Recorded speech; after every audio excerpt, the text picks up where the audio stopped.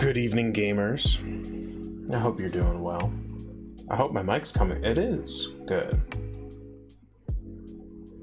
I hope you're all doing well. I am back. We missed a Sunday because I was still recovering from vaccine time. So yeah. We back. We playing Disco Elysium today. Hello, fellow gamers. Yes! Hello, fellow gamers. I must sound really old. But, do you hear that, chat?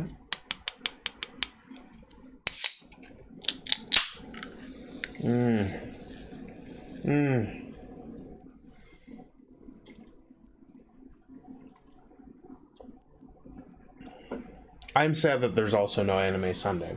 I was going to make it today, but I didn't have enough time to make Beepus-chan. Yes. Beepus-senpai, notice me. So yeah, we're gonna play some Disco Elysium today. We'll catch up. Anime overtime. Yeah, I was gonna make an image for it, but I just didn't have time today. You know how it be. So we're gonna start. Yeah, there we go.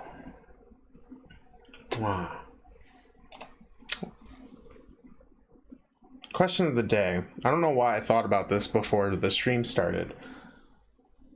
What's your favorite smell?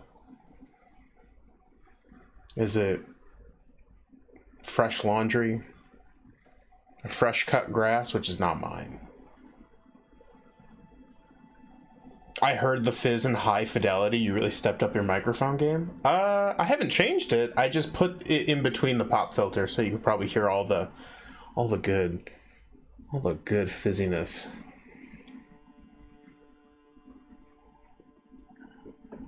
I may have upped the gain on this. I'm not entirely sure, but.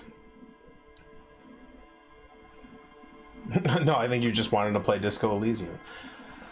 You know, it is tough having so many games to play, so many fun games to play. So, especially because not this week, not next week, but the week after Resident Evil Village comes out. And we're gonna play the shit out of that. Oh, that's right. The camera's not quite.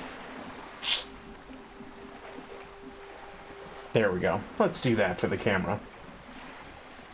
So you can see my lovely, horrifying face. That being said, I did put in a bit emote. So if you cheer 1,000 bits, you get access to fandom save. I don't know if it's updated yet. I uploaded it today. I don't know if it went through yet. So next stream, fandom save, and it looks good. I'll maybe I'll preview it for chat when the time comes. New puppy, new car, that plastic smell from a VHS tape and mint. Yeah, those are good. Those are good smells. Those are good smells indeed. Ooh, fresh bread. Yeah, I'm thinking nice chocolate, like freshly baked chocolate chip cookies. And the reason I thought of it, and I just realized it, is because we got new hand soap in the bathroom, and it smells like eucalyptus, and that's a smell that I always forget about, but when I do smell it,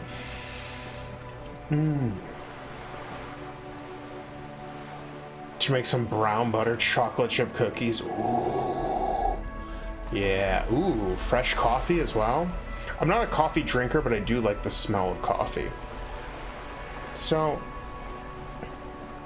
Chat, we're in a bit of a pickle right now. If I remember correctly, we either need to work with corporate lady, but she wants us to go figure out what's going on with the drugs, or find my badge. The alternative, which I'm not super thrilled about, is to work with the corrupt guy who's obviously corrupt. We're in a bit of a pickle, Rick. Yeah, it's true.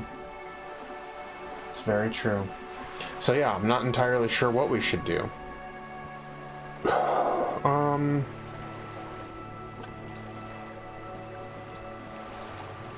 I don't know, chat. What do you think? So working with the corporate overlords is like legally the best thing, and like we're gonna stop, you know, drug traffickers or whatever, but like I feel like the corporate's kind of like destroy the unions. Yeah, but the unions are all in like drug trade, and it's like obviously fishy.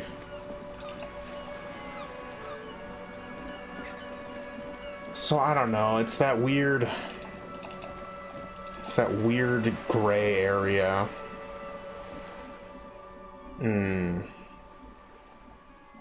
You're back. Good. What can I help you with? Okay. By the way, I've talked to Everard Clare. You have? And how did you like Mr. Clare? Finally, time to choose sides. I didn't. He's a beautiful man, beautiful and just. Everard Clare is a hero of the workers' movement. He's the champion I've sworn fealty to. Oh, in this game? Yeah, so we playing a psycho or a corrupt monster. I don't know.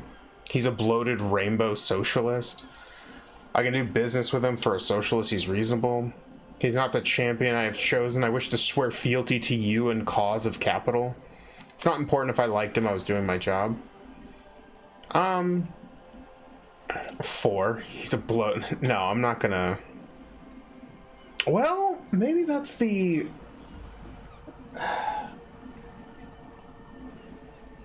Maybe she would like that, and I think we need her on our side a little more, so why don't we just kind of... We'll throw him under the bus with some name calling, huh? Oh, come on now. He has his uses. How else would he have stayed in power all these years? Or wait, actually... She answers her own question. Corruption. That's how he's done it. Fantastic, worm-like corruption, reaching into the bowels of the earth. She looks at the ground and nods. The position of my unusual colleague does not reflect official policy. I hope you understand. The RCM does not pick sides. Of course. And I don't expect you to share anything he told you with me. I'm not a corrupt worm myself. However, if you felt like discussing something... How could I stop you? Are we not human? Are we not curious to hear another person's take? It's only natural. We would only be... gossiping. Gossip. Tell her she'll like you for it. Oh. Yes, your disgusting necktie agrees completely. Let's gossip. I'd rather talk about something else for now, if you don't mind. Of course, Detective. Should something come up later down the road, don't be afraid to drop by for a chat. Okay. Until then, is there anything I can help you with? Okay, so we must have already struck the deal with her. So... Right? Okay, at 2200 we're gonna have to... Don't listen to your necktie, it lies. No.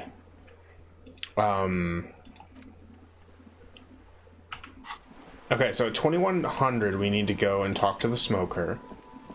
2200 we're gonna debrief with him. I don't know what to do for an hour. Oh, we can. Yeah, we can talk to the cook. So I guess but listen to your boots. They keep you grounded. Fair and smart. I guess a recap, like a mild recap of what's happened so far is we're a cop investigating a lynching. And it's kind of this dispute that's kind of behind the backdrop, if you will, between this company that ships things and this big corporate entity. And they're somehow involved. And my character has alcohol-induced amnesia, and I think I died, or like was on the cusp of dying and then came back. And so now I'm working with the guy they called in to be like, yo, this guy hasn't talked to us for a week. Moi, the rowdy cop. And we're trying to figure out this mystery. I've lost my badge and my gun. I actually sold my gun for drugs. I'm a really good individual. So now, we can either work with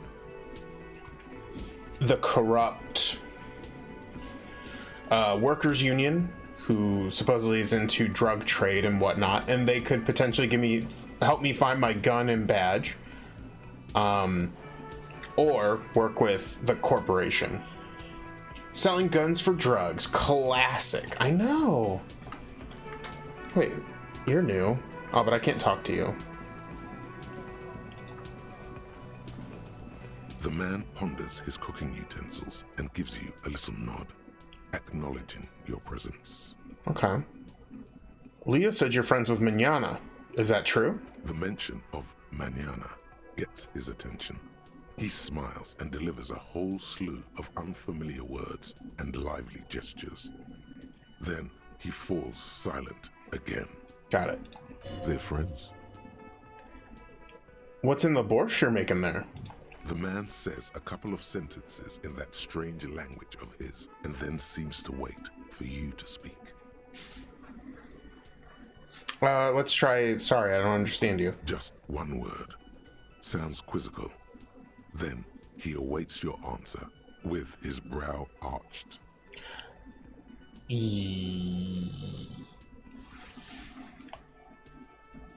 Now, I want to say yes. However, in games like this, they've fucked me before. Naughty. So I'm gonna go with no. Cause what if he's saying like, yo, you a cop who's gonna rat me out? Bilbo, do you want me to say yes and screw this up? I would not be shocked if that's the case. Yes, beets are good for you.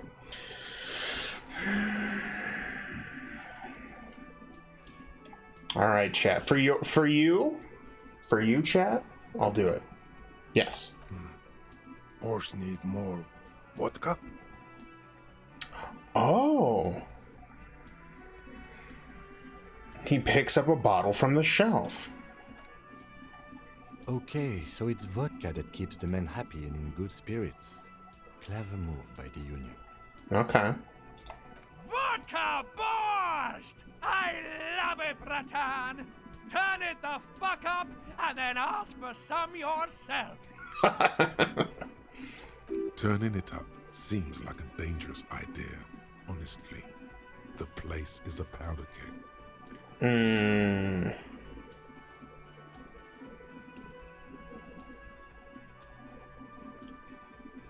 Oh. So we could... Okay. So we could alter the way this borscht is made And they're in such good spirits because of they're mostly drunk. So we could change it and say no more to put them in worse spirits so that but what benefit is that? What benefit is it to ruin the Union? Cut off the good times? No more vodka. The cook gives you a long, disappointed look, then turns the stove off and seems to wait for you to speak. Oh. Alright, we leave. But we leveled up. Yes! Okay. So the leveling is pretty bizarre in this game. Don't we want the Union to rebel? I'm starting to... my suspicion right away is that the Union murdered this guy. And considering how shady the Union is being, while I believe in the idea of people getting fair treatment from corporations, I don't know.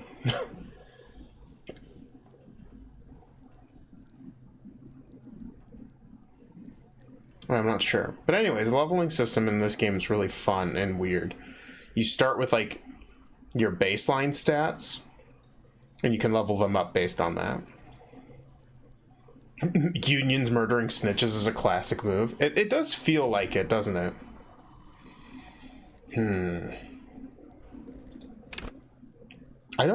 Did we need to do this one again?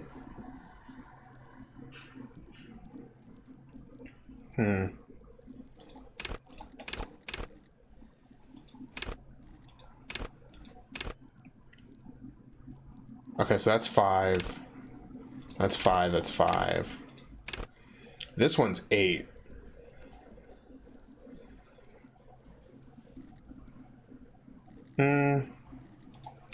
Let's do suggestion.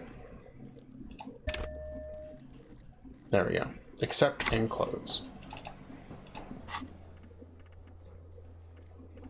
So we got a new...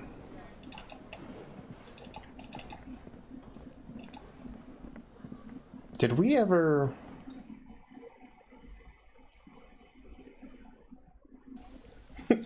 Yeah, let's take away the alcohol. If you done do a murder, you get your fun revoked. See, chat, I get it. I get you. I understand you. Alright, so this is the body, and... There he still is, looking right through you with his white eyes. The body below is entirely dedicated to that corpse smell. Emitting it is all it does now. Interesting. Wait, did we literally become the fun police? Yes, chat. Yes, we did. Oh, I'm so happy. Hold on.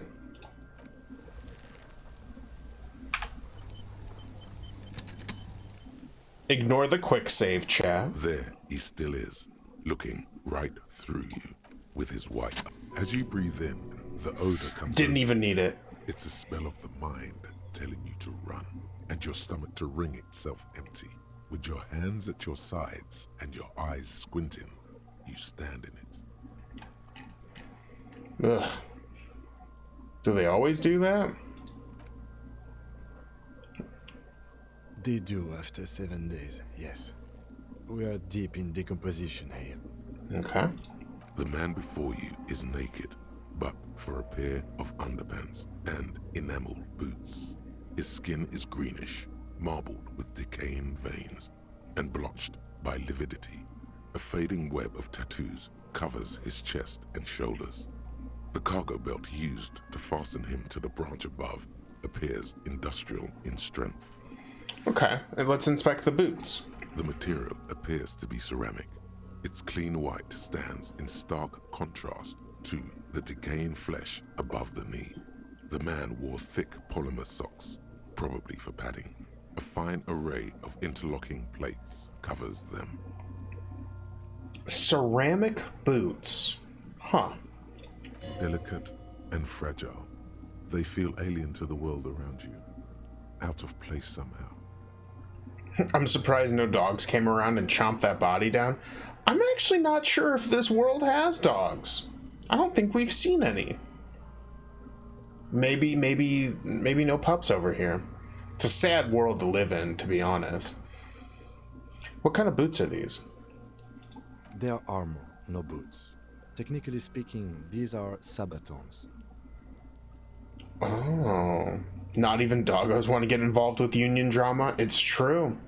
They're all hiding, or they've left. They're like, it ain't worth the bone, you know? So this guy was wearing armor? Okay, then what kind of armor is this? Ceramic plate. Zirconium dioxide, most likely. This is where the make would be. Where? Under the hill. Fair weather. Fair weather model T500 VE. I'm guessing that's vitreous enamel. This is advanced stuff. Where's the rest of it scavenged by the locals? Piece by piece. He's been out here for 7 days. It would be odd if they didn't. Okay. We should keep a lookout for these species. The armor could yield information. This is one thing he might actually know. Oh, Kuno, yeah, he doesn't like me too much. If you wear those pieces, it will help me protect your mortal coil. Why does my mortal coil need protecting? Yes, bullets will fly. They always do. And the coil is fleshy and mush and permeable. Cast it in ceramic shell. Resist death. Maybe he was just wearing these boots and there is no rest of the armor? No, I think he had something precious underneath the clothes. They had to remove the jeans and shirt we found to get to it. And this kind of armor is often worn under fabrics. Oh. What if they told him to strip before they hung him to demean him? They usually hang them completely naked for that. La puta madre, the Mazda, the Besmerties, and the like. This one still has his underpants. Ah, yes. Yes, they still have underpants. Fucking talking about underpants. Knock on the boot. A small bell-like sound fills the air, like tapping on the side of a porcelain cup. Okay. Suddenly, your biceps coil up. Your elbow is sharp and cocked for a punch. Sounds fragile. It's anything but. This material is a kinetic redistributor. It spreads kinetic energy horizontally, from plate to plate, dissipating it entirely. See? Oh. Faint, organic lines cover the plates, where they separate into smaller ones. These plates then divide into smaller plates, until there are hundreds of them altogether. Okay. Like the scales of some ancient white monster, cracked and pearly. The material looks out of place here. It is. It's expensive. The lieutenant draws a line in the condensation on the ceramic with his index finger. We've requested similar material for our tactical units for years now. The constabularies deemed it too costly. In that time, we've lost 6 men to semi-automatics. How much are we talking about? For a full set, about 4 years of wages. That's a lot, I take it. As a wage, it's regrettably small. But for a piece of hardware, yes, that's a lot. How could this man afford such expensive hardware? That's for us to find out. My initial report on the area suggests he was a security guard for the harbor company. But that's just hearsay. He's like pretty advanced for a security guard. I agree. This equipment is way beyond what a guard can afford. Let's pull the boot off. This feels dangerous. Are you sure? Well... maybe not.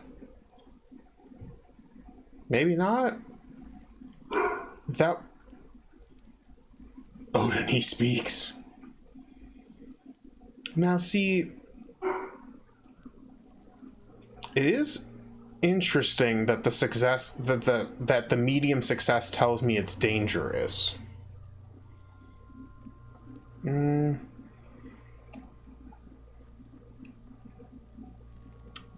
Actually, let's get the body down and see if we can do this later. Because we might, like, damage things. Yes, I want me boots. Wait, no. Don't take them? Yeah, I don't want to accidentally, like, destroy the body or get hurt in the process. Let's wait until it gets down before we attempt that. The sabatons dangle off the man's decaying form, ageless and synthetic. Back off and look at the corpse. The cadaver slowly twists on the cargo belt, his torso covered in tattoos, and extremities blotched pink and blue. Okay, inspect the belt. The hangman's knot is pulled tight by the weight of the corpse below.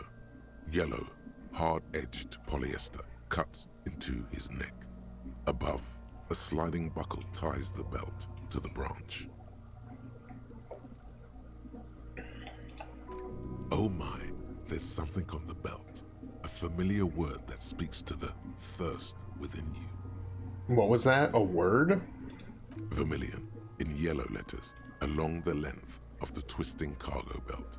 Only a deep longing for vermilion golden spirits lets you decipher the fading logo of the local brewery. Oh, okay, so local belt.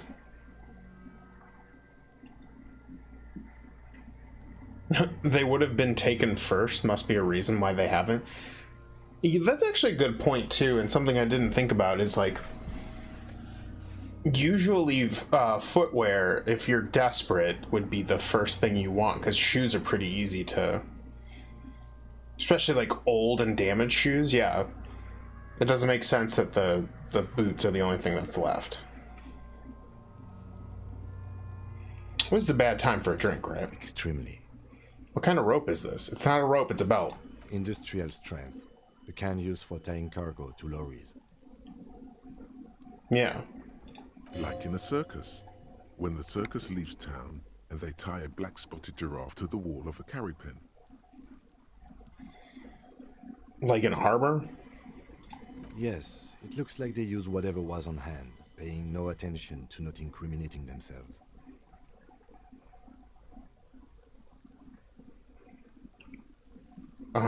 They sure wanted him to stay there. The polyester seems strong. It's not merely polyester. It's steel reinforced. See these lines? This is where the wires run. I see rabbits for more than 20 strands. Okay. This makes getting him down much more problematic than I had assumed. We're assuming dock workers from the harbor did it? I'm still approaching this as a lynching, yes. Motivated by the ongoing strike. You? No. You feel like it was something else. But what? Okay, so Inland Empire is gut feeling and stuff, so I feel like it was something else. Yes, it often is. This bell worries me. How did they even get him up there? A noose is one of those things that's easier to use one way around. He points to the buckle tying the belt to the branch above. I think they lassoed the branch, then pulled on the belt. Buckle closes. It's what I would do. Seems easier than climbing out there. Okay. The cadaver hangs from the cargo belt, limbs limp and torso covered in tattoos. Let's look at the tattoos and see what we can glean from that. An intricate web of blue lines stretches across the torso, from the right shoulder to the solar plexus. Each time they intersect, a small white star is formed in their crossing. Hundreds of fading asterisks riddle his skin. Their concentration is highest around his heart. Interesting. His corpse is marked by stars. What will mine be marked by? Alcohol and heartbreak. Damn it, Inland Empire, how dare you? Your fist clenches suddenly. It'll be riddled with disco. Decay is creeping on the tattoo. Already, most of the canvas that's holding it has darkened.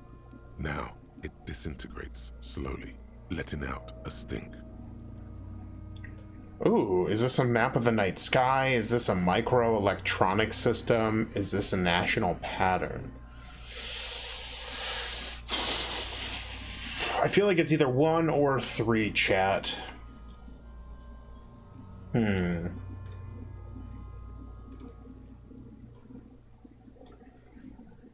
Night sky would make him a sailor, and being part of a harbor kind of makes sense, but it also, like, this area is steeped with like some weird nationalism and old wars and stuff, so let's go with 3. Of no nation that I know of. If anything, it reminds me of religious illumination, last or penultimate century. Men who live harsh lives often turn to innocentic worship. But which one? I see no trace of a humanoid figure. Okay, so it might be religious in nature.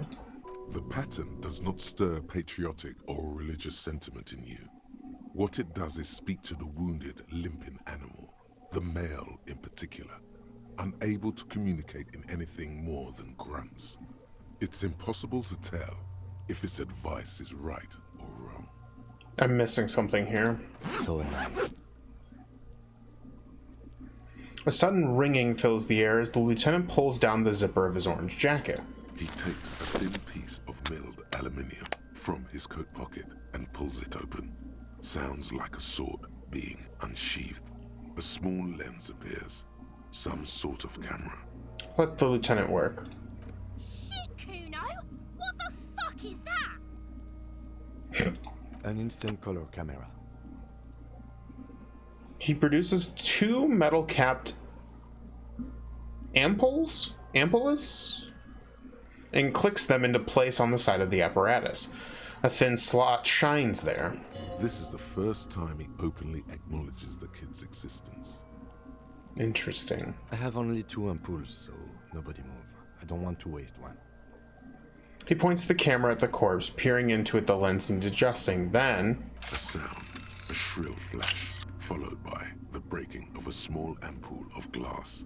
You see streams of color pour onto the thick, glossy piece of paper, rolling out. cool. In case we need it.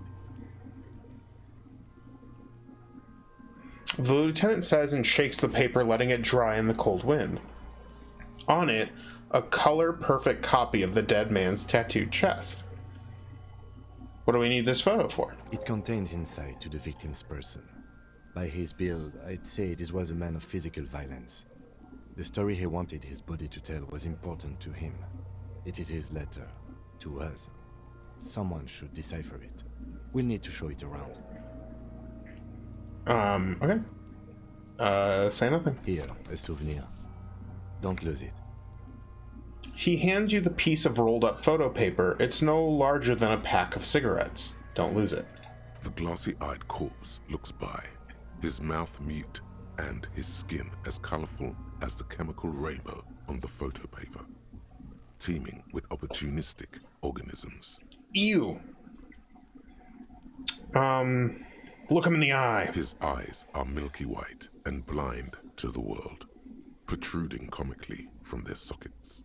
There is no one home, just subaquatic terrors there. Yuck. Dark brown hair grows on his head. His face is ready to explode from the organic processes inside. The death's head grin has passed. What remains is an unrecognizable mess. Okay. Underneath the curdled meat there is an expression, not carried on his features, but below, inside, an expression of pleasure. This man was experiencing joy at the moment of his death. Ooh, yeah, because Inland Empire is like my thing. 97%. Don't crit fail. I'm gone. You know, I just talk to inanimate objects and dead bodies. I'm gone. I can see you're gone, but who are you? I'm a joke. Look at me.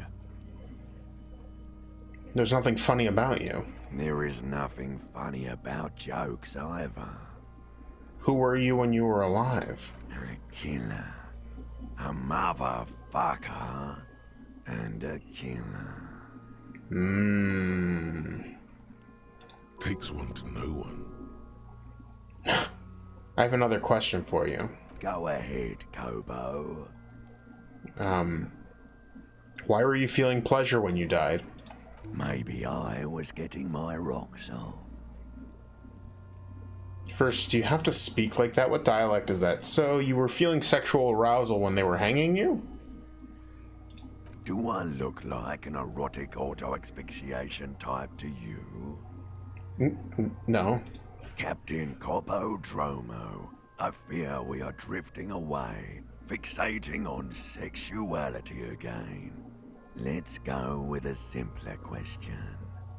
What is happening? What do you mean? I'm talking to you. It's the power of your Black, frothy liquid starts bubbling on his lips. imagination. Imagination. Yeah, man! Don't be crazy! Inanimate objects and dead people can't really talk to you. Your wild imagination is doing this. Ask some more of those questions you love so much.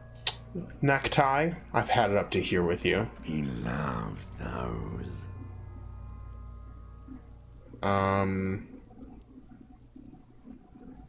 Where have you gone? Into the wild pale yonder. Where's that? In the past. Way out west. Why do I love questions? No, enough. Come back later, Coppo. Amuse yourself with my frank manners and my memento mori features. If possible. Also, see me in your dreams. Okay. So how do we get him down? Are you sure we finished the preliminary examination of the cadaver? We might miss some of these things once he's done. I guess step back and have another look first. The cadaver slowly twists on the cargo belt, his torso covered in tattoos, and extremities blotched pink and blue. Let's squint and take a step back, I guess. As you narrow your eyes, the monster before you blurs into a violent mess of green and pink. Observe. Only the lower extremities are pink with a dash of blue. His fatted hands, thighs, and his neck, just above the noose. The rest of the corpse appears dark green in the cold spring air. Stop. Relax your eyes. The cadaver slowly twists on the cargo belt, his torso covered in tattoos, and extremities blotched pink and blue. Okay. Yep. A preliminary examination is done. Let's get him down from there. The steel-reinforced belt presents a unique challenge. I brought chain cutters, but I don't see a good angle of approach to the belt.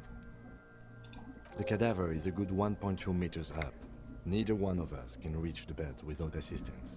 And even if we do, there's the question of cutting it. We could saw the branch. Climb up there and saw the branch? Yes, either one of us could do it. Either one of us could do it. We could use the kid's ladder on the side of the tree. I don't trust that ladder. The assailants didn't use it. It's rotten and less sturdy than it looks. And I don't see another good way up there. Honestly, I prefer a non-acrobatic solution to this. He looks around and then at you. Yeah, it sounds like a terrible idea considering my... Yeah, it seems dangerous. There has to be a less risky way, with less falling down of trees. Maybe we can ask help from the harbor? I was really hoping we wouldn't. The Union appeared to be suspect in this case. It seems like a dangerous route to go down. Confirmed. It's unsafe. Yeah, let's reconsider. But what other options? The corpse twists on the belt like chicken on a skewer. Not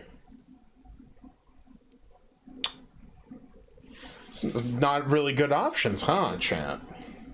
Can't someone else do it? Seems like a lot of hassle to not do it. Maybe we could shoot him down? That sounds like the worst idea. Discharging a firearm to get something down like this. I'm out of ideas. Let's have another look at him. The lieutenant falls deep in thought.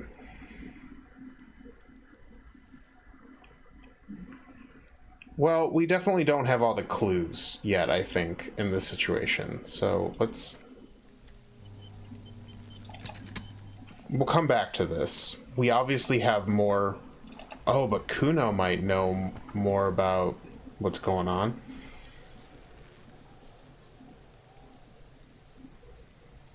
I'm rather confused. The last thing I heard was how the corpse was getting off on being lynched. No, we made the assumption that maybe he was getting off on that, and then the corpse basically responded with, "No, do I look like someone like that?" And we tried to figure out how to get him down. We don't really have a good way currently. Fuck does Kuno care?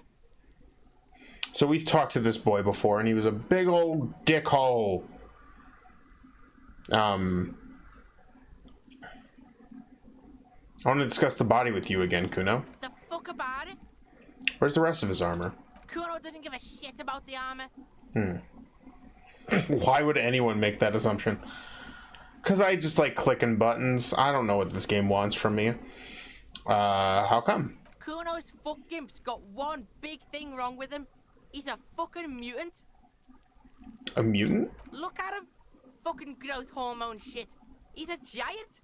The armor's too big for any man. Oh. Kuno doesn't give a shit about that freak armor. Kuno threw that shit away. Oh, Kuno threw that stuff away? Oh, come on. He's just pretending that he doesn't care because he's too small for the armor. What do you mean you threw it away? Kuno tried to get the helmet on. It was too big. He performs a kickoff on the imaginary helmet. Kuno kicked that shit in the sea, rugby style. That shit means nothing to Kuno. You threw it in the sea? Yeah, that shit means nothing to Kuno. Kuno doesn't give a shit about material shit. Kuno's a fucking monk. Oh. Yes. Thank you, Kuno. You wanna fuck on someone about that armor? Go fuck the mustached union fuck. The jolly troubadour shit at the gate. What do you mean, troubadour? Yeah, cock and boot. You know that jolly union cow fucker? Came around talking about cows or some shit? Came around pretending like he cares about cows?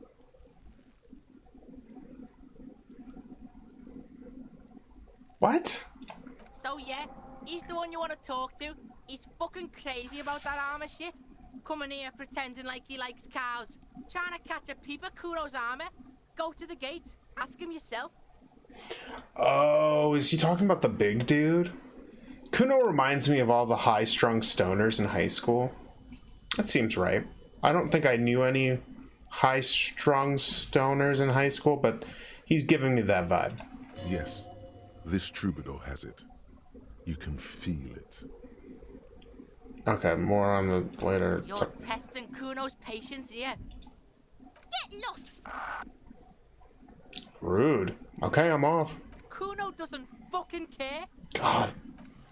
Kuno, you're the worst. Alright, it's almost 2100. We need to go around.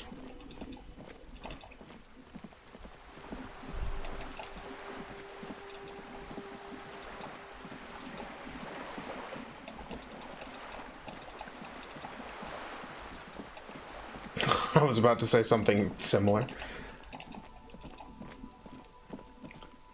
Alright. Yeah, let's...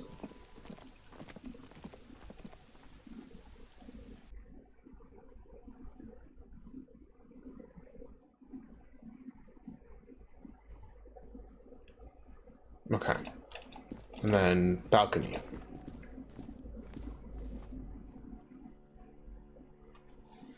Okay. Okay.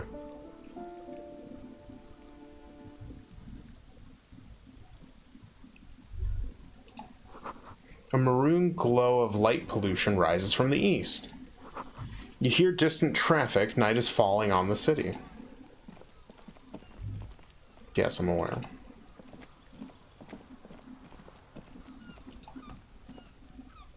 This door is made of metal and appears to be reinforced. Someone here really values their security.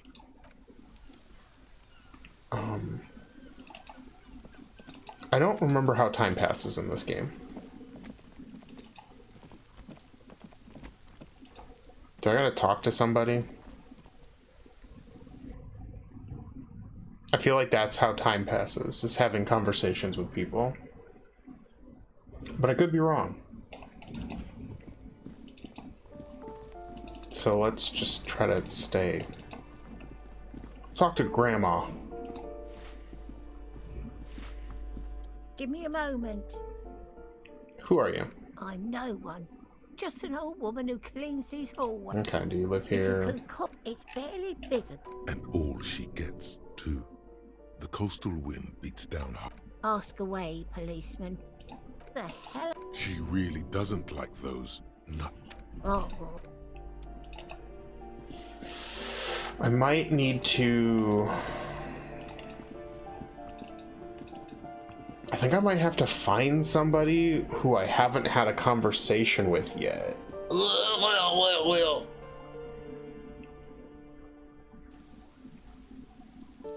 I think? I don't know. Oh. Oh, maybe we can interact with the photo of tattoos. An intricate web of blue lines stretches across the torso of the hanged man, from the right shoulder to the solar plexus. Each time the lines intersect, a small white star is formed in their crossing. Hundreds of fading asterisks riddle his skin. Their concentration is highest around his heart. Okay. The pattern still kind of has an ethnic feel to it, but nothing familiar. Who are you? Gone. What's the meaning of this tattoo? For you to discover. You've gotten as far as you will without assistance. Rude. Someone close to the victim might know. Ah! There we go. Alright. Yeah, it seems like new dialogue passes time.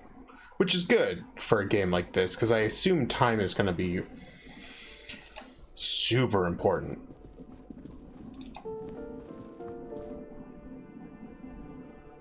Oh, I can also buy a book. Reading passes time quickly. Alright, let's go back up here.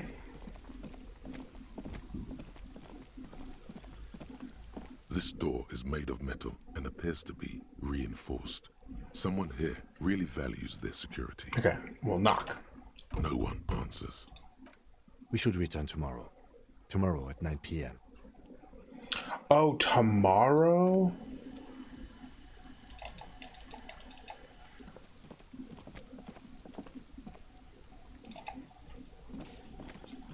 Dang it! But I have no place to sleep.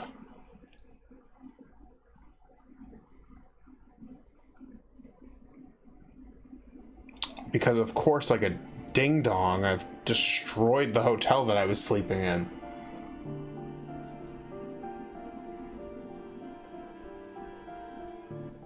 Sleep under the corpse? Ugh, I don't know about that. Okay.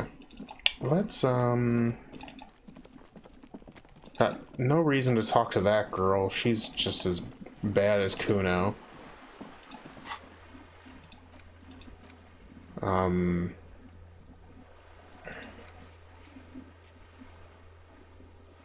Go to the harbor gates and ask the Jolly Mask about the armor. Oh, do you think the weird, like, hyper racist knows about it? The one that's like up on top of the thing and made me have to learn about fucking supremacy. Because he's got tattoos as well. At least I think he was a racist. Something tells me he was. Alright. Is this the dude? Right to work! Right to work! Shame on you! Okay. Apparently it's not him.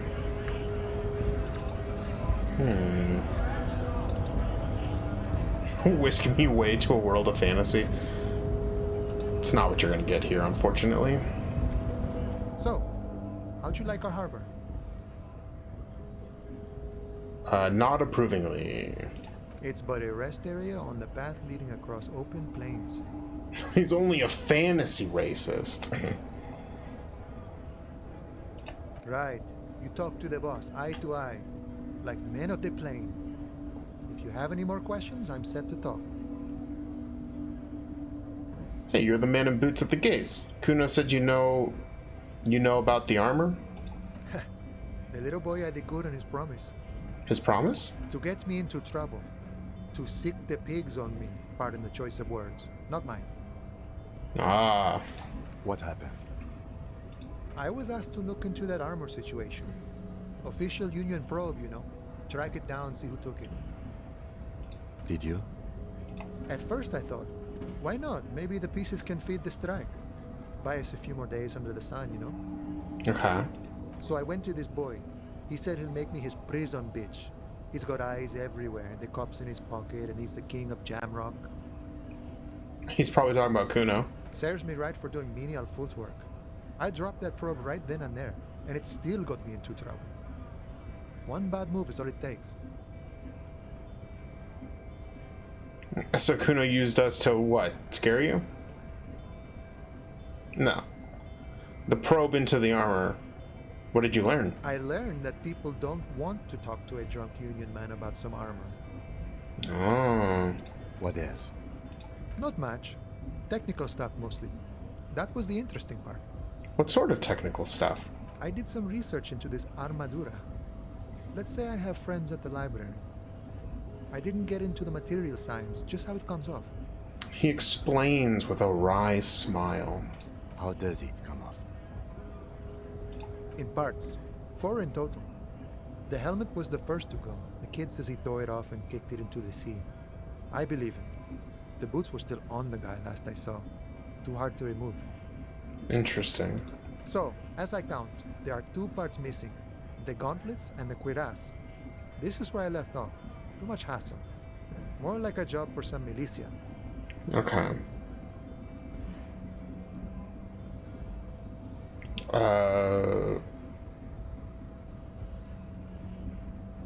I'm ambitious. I'm going to find all of it. All of the pieces.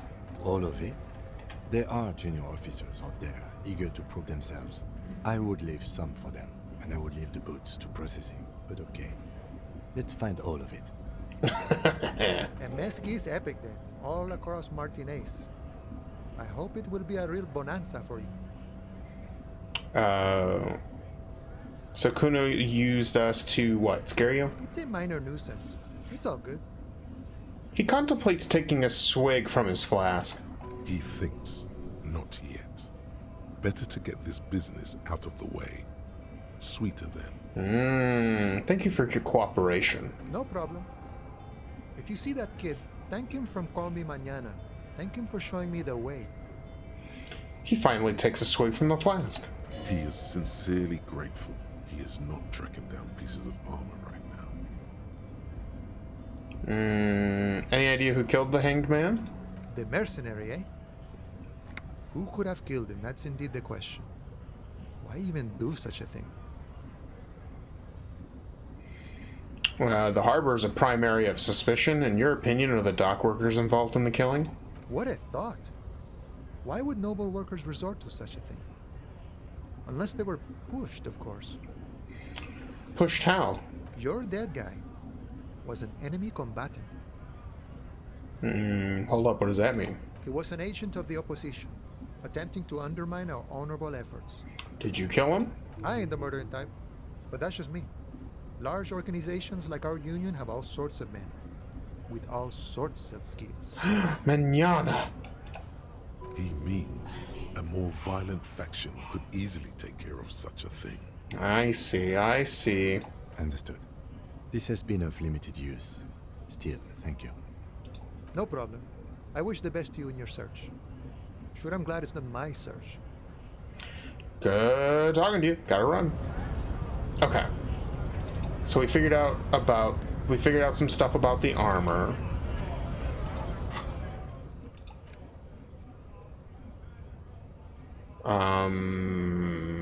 Okay.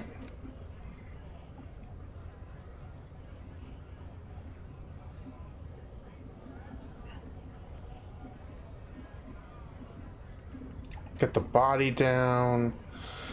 Somehow make it so that the bloated corpse isn't up there anymore. Shoot it down or ask for help. Do something. You're a cop.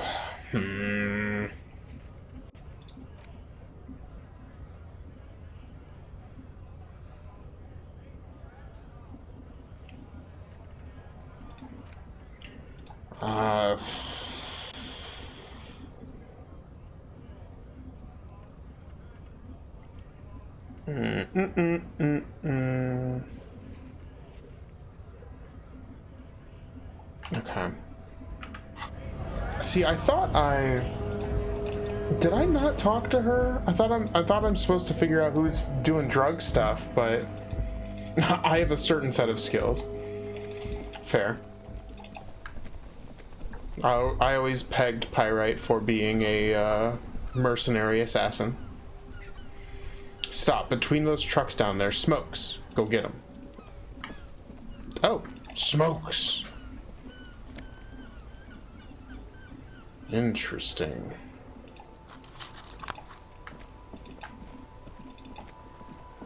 Okay.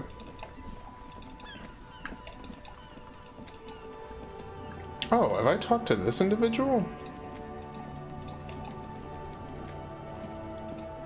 You see a Cimarron street vendor surrounded by a motley assemblage of goods. When he realizes you're looking at him, his face breaks into a wide, welcoming grin. Okay. The name Sile is embroidered over his breast pocket. Happy shopping, officer. Everything's cool here. He gives you the thumbs up. What's so cool? Everything's cool. The goods are cool, the customers are cool, the place is cool. And one more thing, officer. From out on the bay, a cool wind gathers. It sweeps into the city, tugging at the textiles hanging around the stand. Some distance away, the sound of a tin can clattering across the street can be heard. You're very cool. Bang, bang, bang, bang. Oh no, my one weakness! He makes both hands into finger pistols and fires a few finger bullets in the air. Be still, my heart. I'm finally cool. Really? You think I'm cool? Oh, yes. You got style. You got personal style. You know what you like. He surveys his consumerist kingdom with an air of satisfaction. You like premium menswear. Look around and browse. Everything looks cool on a guy like you. Take your time. He settles back into a pile of boxes he's sitting on. Don't be distracted by the flattery and funny man act. Questions? What kind of stuff are you selling here? Only the coolest goods in Revachol. I've got sneakers, speakers, extremely comfy pants too. Try them on right here. No shame, only freedom. That's all then. Let me ask you something else. Anything for you. Where are you from, Sealing? Me? It's a boring story, officer. Who cares about the past? I'm all business now. All Revachol.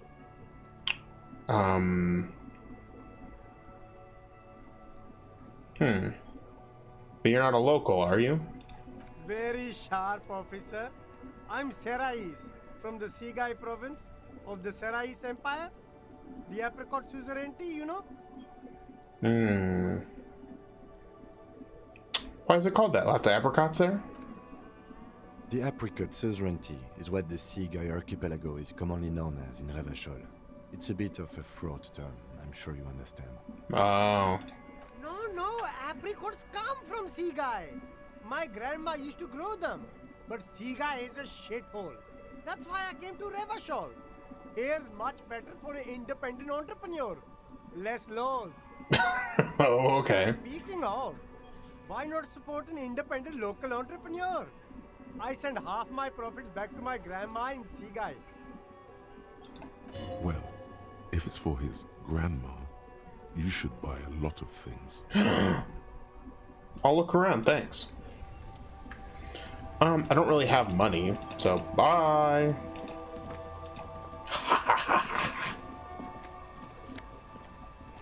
Ooh, bottles. I need those to recycle. Hot air rises from the sewer. Sour, acidic, and strangely comforting. Ah, because I'm a garbage can. Wait, what's...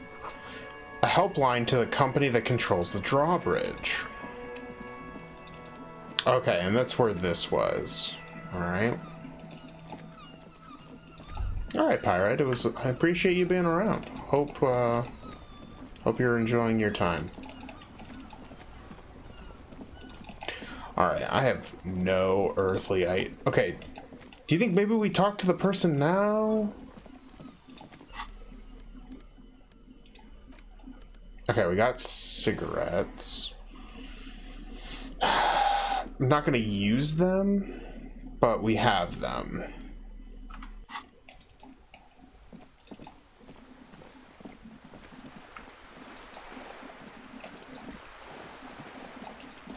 Okay.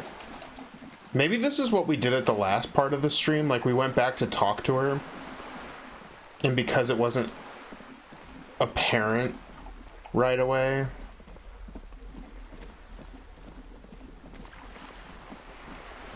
but maybe this will open up dialogue options. You're back. Good. What can I help you with? Oh, we have news. Do you know something about these tattoos? That's the man who was killed. I'm afraid this is a discussion for once we've cleared the lynching question.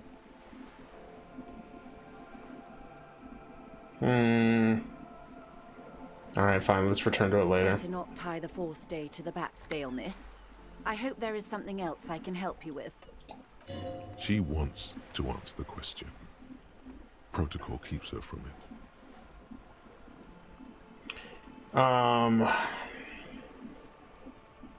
Tell me again about this drug The trafficking. lorries are still stuck at the roundabout. If the police is asking, one of the drivers might admit to it. What proof do you have the union is involved? How do you think they're financing this strike? There are thousands of unpaid dock workers going strong for the 4th month straight. Oh. There was a shakedown of local businesses preceding the strike. Many were squeezed to bankruptcy to fund it. With all due respect to these desert cacti, the contents of a few cash registers cannot provide for 2,000 men. The local businesses can scarcely provide for themselves. So you think the strike is being funded with a source ingredients for drugs? Precisely. Smuggled out of that very gate at night, most likely, then loaded onto lorries and driven to Jamrock. You simply need to find one driver who will open up to you. It sounds like she tried looking into it herself, though she's clearly not the type your typical lorryman would confide in. Okay, yeah, we'll work with her as much as I feel like this is a setup, but it's better than the other guy who's basically a mob boss. Okay, I've made up my mind about the smuggling investigation. Yes. We will take the case, probe the drivers, see what it yields. Excellent. According to my reports, there are at least 3 lorry drivers lingering near the roundabout. Hopefully one of them will know something. Okay.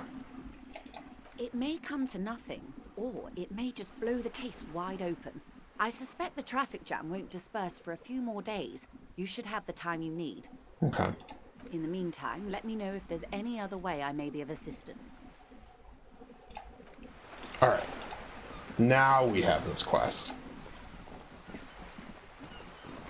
I kind of wish in games like this where there's like dialogue trees in dialogue trees, that if you have more to talk about on a certain topic, it would stay lit or have like a different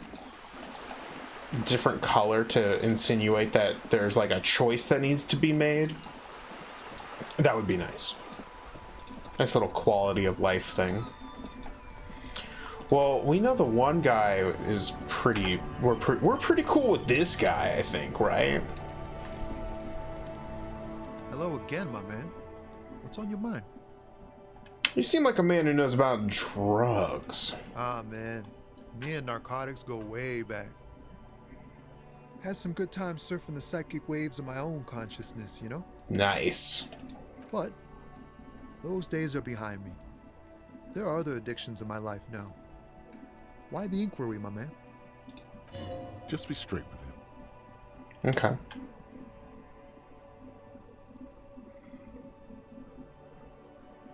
Let me be straight with you. I'm trying to figure out who's smuggling drugs out of Terminal B. We have a credible lead, sir.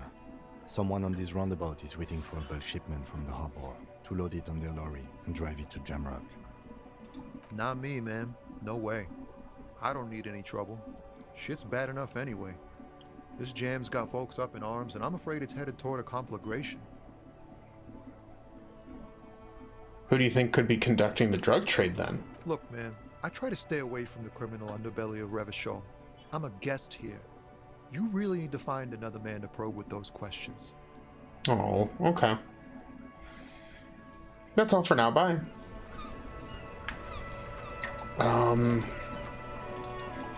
See, he was so chill. We could talk to the racist. Looking for something, Hunt? Come to tell me to fuck off again? You're a lorry man, right? What's your stance on drugs? Drugs? They're shit, man. I don't let anything pollute my body. He takes a long drag on his cigarette. I don't let anything pollute me. Why not? You know where that shit comes from? Sarah Miriza, Safre, Ilmara. They take the money from our local junkies here and then use it to outcompete us in the manufacturing sector. Okay. They know they can't beat us in a fair fight, so they have to get us to weaken ourselves somehow. It's racial sabotage, racial economic sabotage. Oh, God. Hold on, but they make alcohol in Elmira too. I was told they do. I don't go for that foreign piss. Proper booze is made in Mundi. Or sometimes I like a dram of that Yugograd vodka. Koikos and worse much, but they do no booze. So okay. That's all I needed to know. Yeah, this guy is... Oh, his racist ideas are the reason that he's not... God, I hate this guy. That's all I need to know.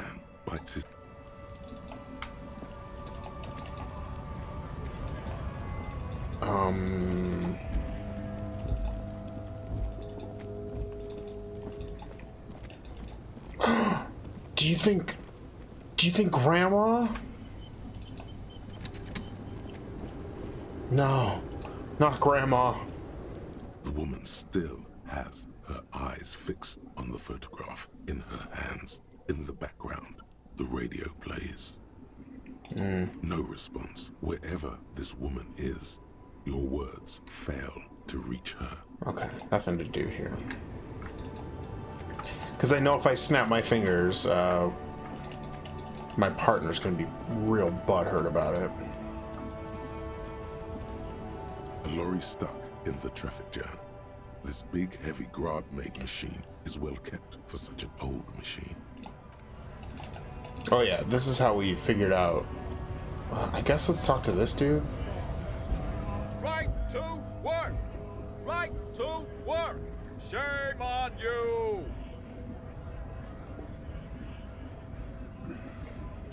Okay.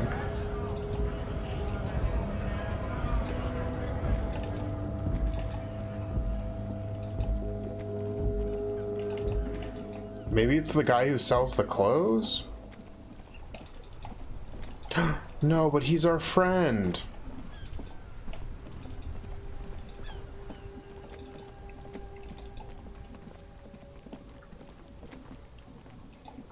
I can't believe it. Everything's still cool here, officer.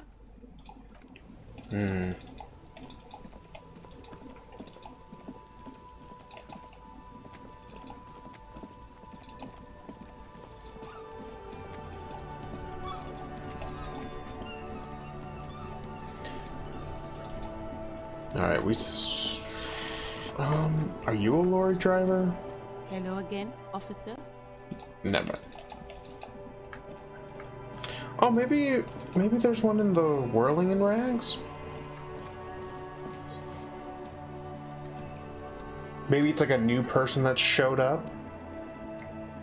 I don't know. I don't know, chat.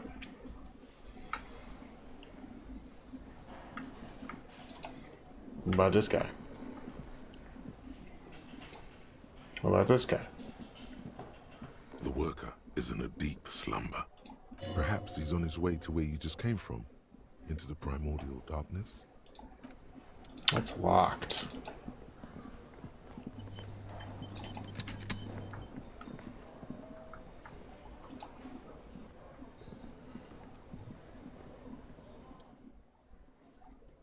Can I help you? I saw another thing at the Whirling. Another thing. Great. I love those. I saw a sign that said mess hall is reserved for the Union. Yes, not the whole damn Union, thank God. Just the nastiest and loudest faction. He tosses his head in disdain. They come here in the evenings. Dumb, unruly types. Think they're big shit. But they're good customers. They place big orders and always pay on time. Oh, he's saying that towards me. He hates the Union, but grudgingly recognizes its power over him. So he's directing his frustration at you instead. Retaliate. It's a shame you gotta suck up to the Union to stay afloat. I don't. I'm simply providing a service, or really facilitating the offering of services to paying customers, and it doesn't matter. I don't have to explain myself to you. We should find out who this Lord faction is, occupying the booth. Loudness means talkative, and we need info. The lieutenant gives you a meaningful nod. How do we find them? We don't. We have to wait. They'll show up sooner or later. Men get hungry, even men on strike. It's after 1600. The sign says reserved starting at 1600. Why isn't anyone in the mess hall? Good question. He turns to the cafeteria manager. They're probably getting drunk or protesting something somewhere, or laying low after the, lynching. Whatever he may feel about you, he can't miss the opportunity to throw you a look of what he assumes is shared understanding. Not sagely. Yes, I think I see. Yeah. The Union guys think they're untouchable. They probably fucking killed that guy or something, and now think they can hide out till it all blows over, and it's fair weather again in Martinez. Okay. I have a feeling we'll make their acquaintance sooner or later. Okay. Yes. Peace. Alright, so at some point, this is gonna open up. Maybe. Hello again, sweetie. Oh wait, but we leveled.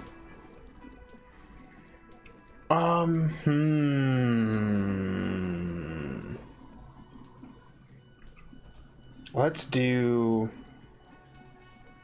What's this? Connect to Station 41, understand cop culture. Sure.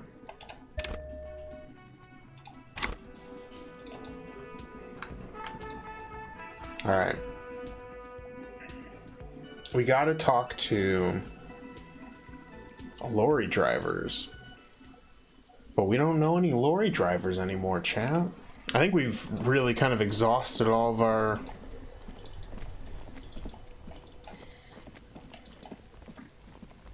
Unless... Looking for something, Hunt? Come to tell me drugs? You know where that... They know they can't beat us in a fair fight. So they have to get us to weaken ourselves somehow. It's racial sabotage. Racial economic sabotage. So I take it you're not smuggling drugs out of Martinez? Not in, not out. I'll never betray the purity of my tribe. Okay. So you're telling us that you don't know anything about drug smuggling through Terminal B? Okay. I don't know shit. And if I did, I wouldn't tell you. Then what are you still hanging around here for? Most other Kemenurs have left? What do you think? I can't leave the lorry unguarded. Stuff's been getting looted lately. It's those little kips sneaking around at night. If they touch my stuff, the bosses will be on my ass like ass cancer. If it's not you, then who's running drugs through Terminal B? Isn't it obvious? Fucking Sealang, that beady-eyed South Samaran. His little side business is a scam.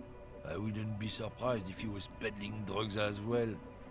Wait, the street vendor south of here? That guy's a lorry driver? Of course he's a lorry driver. What? He tell you he's just some simple businessman or some shit? He's selling his employer stuff after he broke the seals on his Humanux lorry. Oh. His tribe are natural liars. It's in their blood. God, I hate this guy. He's your man, alright? 100%. I wouldn't be so sure about it. Not until we've heard what Sealang himself has to say. Yeah, I mean, it gives us a lead, but I hate this dude. Guess we need to pay Sealang a visit then. Guess so. Yeah, we're done for now, you shit. Oh, wait. But before we do that, let's get in here and sell our recyclables. Save the planet, chat. Save the planet.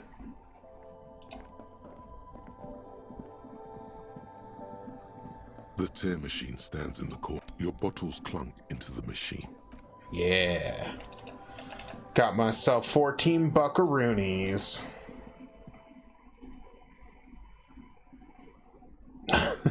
Too many racists, I'd rather not save it.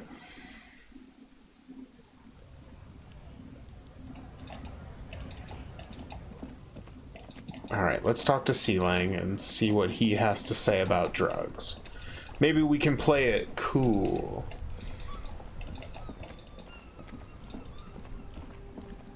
Oh yeah, I can hold. I keep forgetting that I can hold it down. Oh. For no reason whatsoever. Everything's still cool here, officer. So Sealang, what's your stance on drugs? Drugs? I don't go in for that, officer. Drugs ruin lives. Unless you're into drugs, of course. In which case, drugs are excellent. Mwah! Tasty, tasty drugs.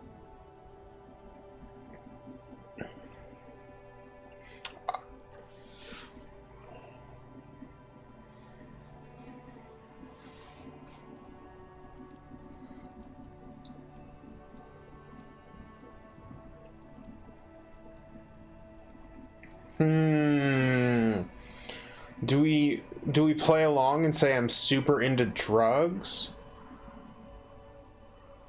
Or do we hit proceed? We're looking for a lorry driver who's transporting drugs out of the harbor. I mean, this guy's just playing to whatever we want to hear. Yeah, hard drugs. I'm super into drugs. That's very cool. A lot of the coolest detectives do drugs.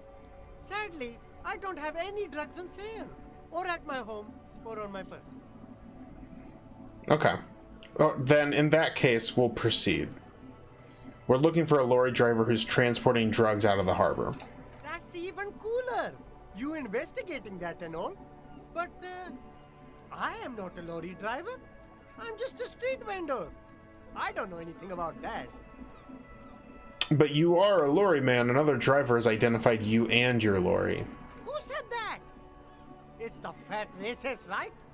I bet it's him. He has an agenda against me because I'm an immigrant who works harder than he does. He's a hater. Oh, he's a hater. So you admit you're a lorry driver? I just said I work harder, and he's an asshole. He stops to think. Okay, maybe I'm a lorry driver too. A little. But that's not the most important thing about me. That's my day job. This is my dream. He spreads his arms.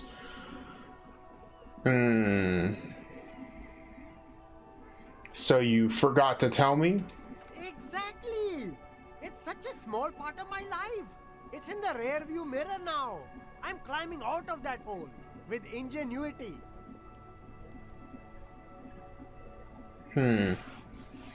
Stop squirming. What do you know about the drug operation at the harbor? Sealing, my sources tell me you're the one transporting drugs for the Union. I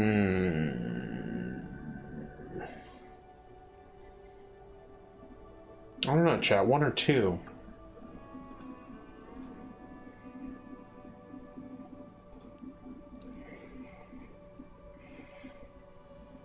I feel like one is a little more accuse him.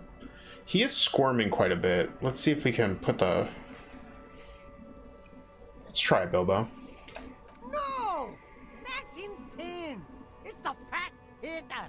He's been eyeing me for a week and he sent you here. Maybe he's the one, huh? Have you thought about that? Oh, interesting. Okay, stop squirming. What do you know about the drug operation at the harbor? Nothing. I told you. I'm not a dumb guy. I don't get involved with that crowd. And what crowd is that? Crowd? You know, the drug crowd? He doesn't want to talk about them. He's afraid. Who are you afraid of, Sealing? Look, there's bad people doing bad things here. That's all I know. Please don't get me into this mess. I've spent 15 years working my way up.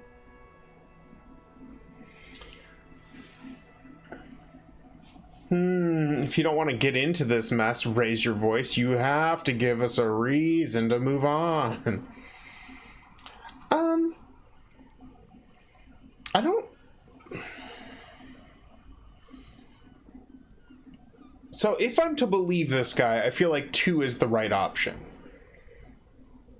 You know, be like, what the hell? Wrong foot. We're buddies. Help us out. No one has to know you accuse them. But if I don't believe him, then I feel like 1 is the appropriate response. So he's already lied to me already. Well, he already omitted information, which is a lie in and of itself. Lie of omission. So, I think I'm gonna do. I'm gonna benefit of the doubt for this one. We're buddies, Sealing. Help us out, and no one will know it was you. It's a she, okay? The other drivers call her the lady driver. You're better off staying away from her. The way they talk about her, she's no lady. Is the lady driver the old woman back there? Dazed out, strange? I don't know. Maybe. If she is, I haven't gone near her. I don't get involved. I told you. Interesting. It could be. She was strange. Who are these other drivers who talk? All of them. I don't know. I told you all I know. Are we cool now? I really want us to be cool now. Who exactly is talking about this lady driver of yours? The racist or the other one with the tattoos? He points north. All of them. Even the ones who've left. I don't hang out with them. I don't remember who has tattoos. Okay, we're cool now. All right. I scored. Let's cap this off with a purchase. You can walk away from here with funky sunglasses, detective. Both of you. You deserve it. I'll leave you to it for now.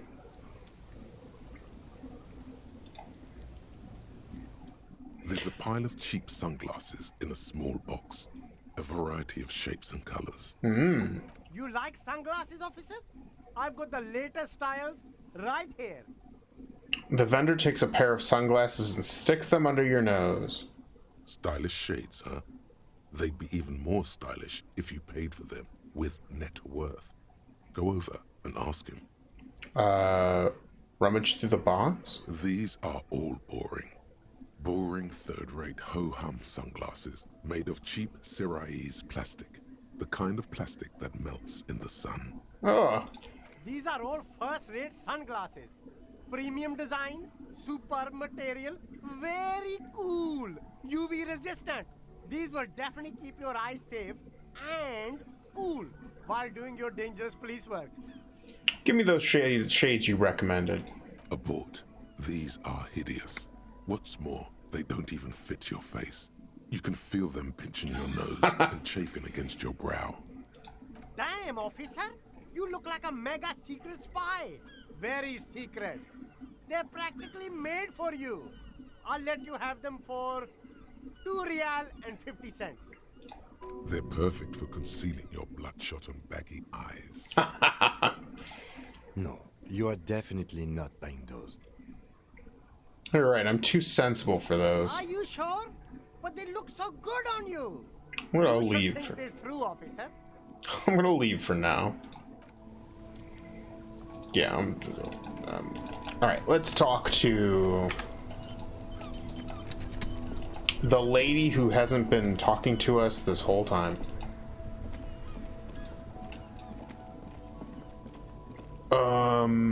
I went the wrong way.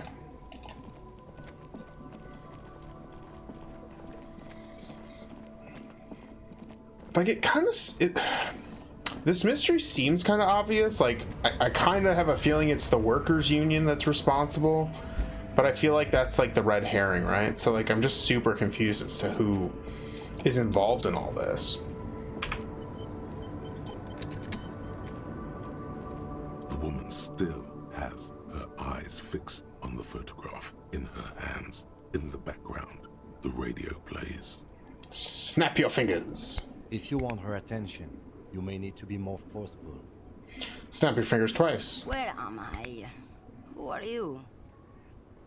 Like a magician recalling a subject from hypnosis, you've jolted her back to reality. The smile on her face has disappeared, replaced by the wary aspect of a cornered beast. I was actually hoping you could tell me that.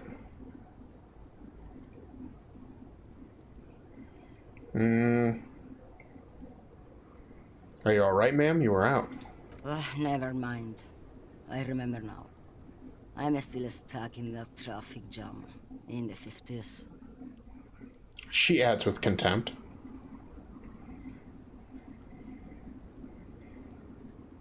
Wait, what's so bad about the 50s? The men have small jaws and everything is made out of plastic. Why do you need plastic when you can make the world out of amber? Where else would you be then? Back in Mecca, during the time of the revolution. The sidewalks and cafes are filled with young people. I was on my way to see a new Boyadero picture starring Gabriel Buendero.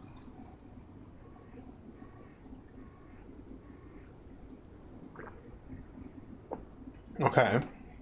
Until you came along, that is. The look she gives you is accusatory. Who's Gabriel Buenguero? This is Gabriel Buenguero. She shows you the photograph in the lavish amber frame. Take a look. A strikingly handsome man looks straight at you, his head crowned with a wide brim hat. His hair is dark as an oil slick, and his jaw the most perfectly chiseled thing you've ever seen. Oh, he's a hunk. This man's got a hold over her. Even 50 years later, you can feel it. Nice. He was the biggest star of his day. Girls used to faint in the aisles of cinema whenever he came on the screen. And schoolboys used to memorize all of his lines. She leans back, savoring the world she's conjured up. Right. I have some other questions for you. Police questions. Why not, Harife? It's not like I have anything better to do in this hellhole. She settles back against the railing of her motor lorry. Behind her, mountains of memorabilia, photos, knickknacks line the dashboard. What are you hauling? Diamonds. Diamonds, really? Of course not. But wouldn't it be marvelous if I was? Okay, but what are you really hauling? Whatever stupid things they put in the lorry, I imagine. So, you don't know what you're hauling in your own lorry? I quit concerning myself with that a long time ago. Besides, I don't drive the lorry for the cargo, if you know what I mean. She smiles a careless smile. She says that as if something narcotic is the real reason.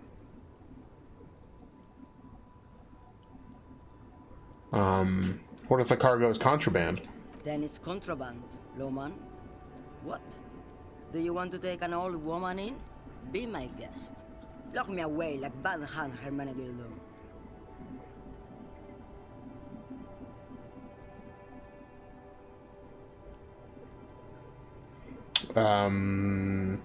Alright, are you the lady driver? Did you just call me a lady, Herife? She clearly doesn't think she's a lady. Don't repeat it. I was told of a woman driver. You're the only woman here. I'm not that either, Herife. I've gone too far from it all to remember what was between my legs. It doesn't work like that on the long haul. So, you're not the driver everyone is terrified of? I'm only terrifying to small children, and to those who used to know me. Why are you scary to the people who used to know you? Because they can no longer recognize the person I once was. Then who is the female driver I was told of? How should I know? Do I look like I spend a lot of time with the other communers sniffing around? When I have my movies to go to. You said long haul, that's... The big ones, the trucks. There's no women and men there, it's all just... She hums along as if to track on repeat. In the middle of this town, there's a ghostly motorway. It takes all the people where they want to stay.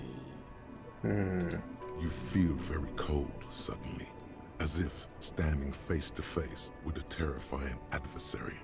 Then the feeling dissipates, and all you see is an aging woman. That's all I needed to know, thanks. Awesome. The woman stares at you, her mind elsewhere now on other matters. Something in her is pulling towards some unknown rest state. She twitches, like a sleep kick. You seem like a woman who knows a thing or two about drugs.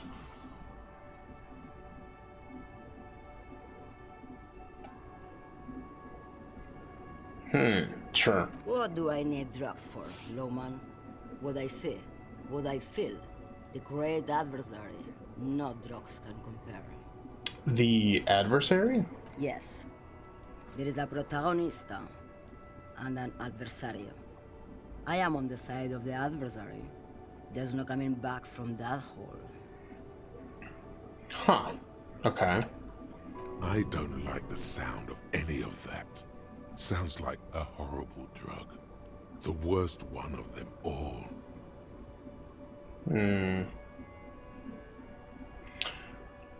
Where could I get my hands on an experience like that?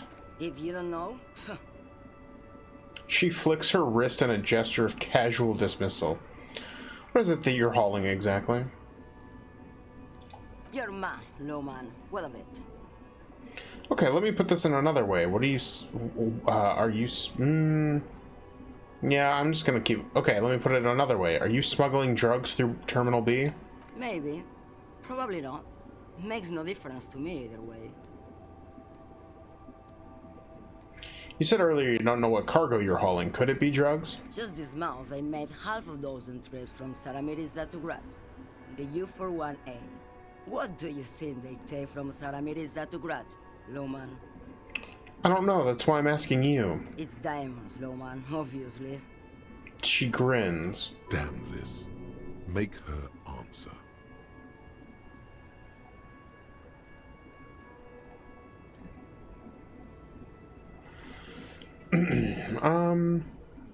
If you had to guess, who do you think is smuggling drugs around here? Easy. He's the skinny man who thinks he's a poet. Never trust a poet. Also, he's the only one I can see from here. Huh.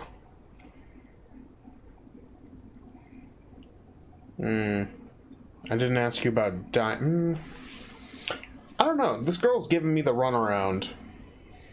Because, like, obviously she doesn't give a fuck about anything. So I'm just like... I hate it. I know. I hate it too. I didn't ask you about diamonds, did I? I don't care about that. Diamonds are good for you, Lowman. You should try them sometime. Make yourself pretty like Eva de Zoras. Are you making fun of me right now? You better start complying. I will never make fun of a real lowman, Herifia. Ma'am, you're not responsible for what the client puts in your lorry, as long as the seals are not opened. We officers know that. He gives you a stern look. Lay off her.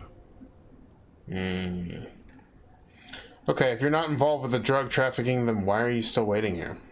Where do you want me to go? This isn't so bad. I can listen to music, or the seagulls.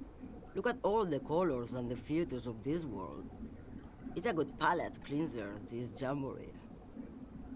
Or I can just relax and let my mind carry me back where it will, to the Great Plains.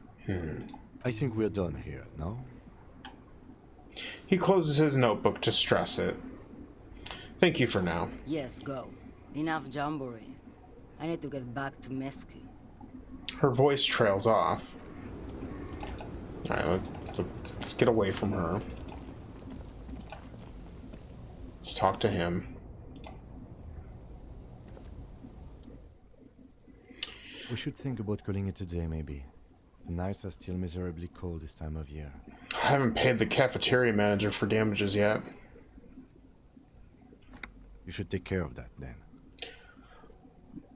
But I don't have the money. Let's talk to him anyway.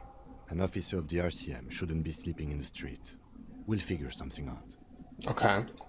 Though he finds this situation frustrating, he is doing his best to not make you feel any worse than you already do. Okay. Well, let's...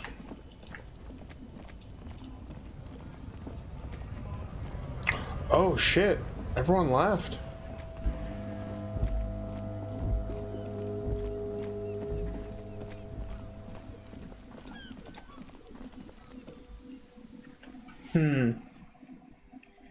I just feel like I keep opening up more questions and I don't think I've answered anything. It's not a fun feeling. But let's talk to this guy. Can I help you? So about the money I owe. Yes. Have you got it? I was wondering if you could come to some sort of arrangement for tonight. Does that arrangement include you paying me what we already agreed you owe me?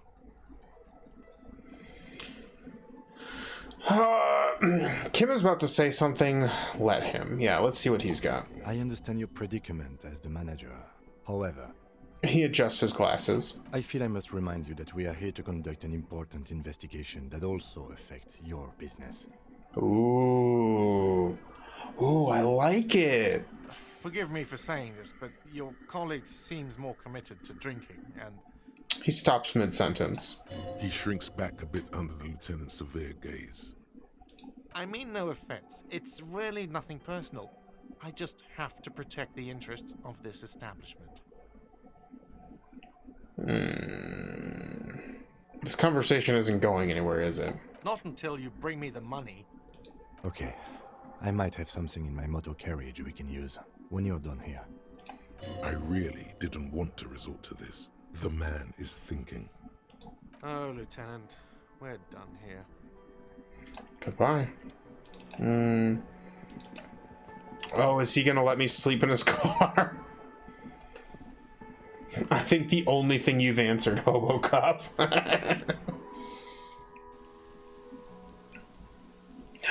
I'm gonna camp out here, huh? Alright, let's go to his motor carriage.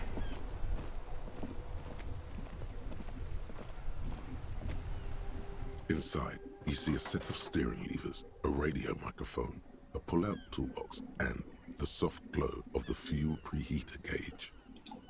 I have something here we could sell. Look in the back, in the suspect transport enclosure. Oh. The cage at the back of the motor carriage looks rather uncomfortable. 4 shiny hubcaps are stacked against the seat. Their silver edges sparkle in the dark. I confiscated these 4 a little while back. We can take them to the pawn shop down by the Martinez Canal. What are those things? They are spinner hubcaps, frivolous things you put on your wheels. When the wheels come to a stop, the caps keep on spinning. There's no real use for them, it's just for vanity. Oh. A vanity he wouldn't mind. What do you mean you confiscated A couple him? of weeks ago, I stopped a young man for going slower than the speed of traffic. Turns out he was some coalition official's son and high.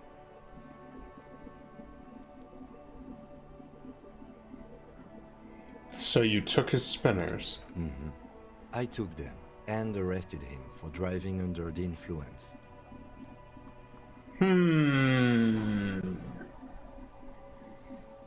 This guy's kind of doing us a favor, so I'm just gonna look the other way on this one. I get it, I would have confiscated them too, they're mesmerizing.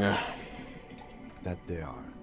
I was going to take them into evidence, but they weren't necessary for conviction. He never asked for them back. Okay. Did you want to put these spinners on your machine? No, that would be silly. I don't know why I kept them. It doesn't matter.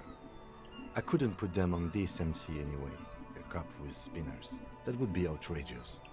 Yeah, outrageously cool. He flashes a smile, barely visible in the dark. I'm sorry you have to sell them because of me. As I said, they are useless anyway. I should have remembered I have these earlier. But thank you. Thanks, I appreciate the help. Or do we take them, or do we try to find another way to... He seems attached to them, and I feel bad for taking them, but we also have literally no money whatsoever, so I'm kind of torn. What do you think we should do, chat?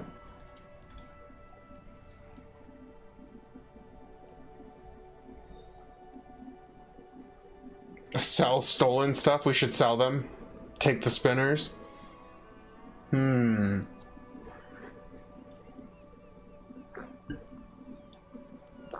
Alright, we'll take the spinners. Thanks, I appreciate your help. The lieutenant nods as you take the spinners. Alright. Close the door. Hey, so we've been monitoring you internally, and now we know your Copo type. Wait, there are capo types? Yes. Guess what's yours? Cool cop? No, you're the sorry cop. The cop who's sorriest. Let's make it official then, shall we? No. Huge lack of enthusiasm going on in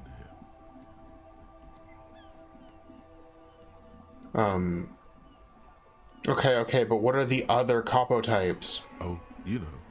Apocalypse, Superstellar, the Advanced Interesting Cop, Liquid Shadow Cop. But you're too sorry to say those things. So, here we go.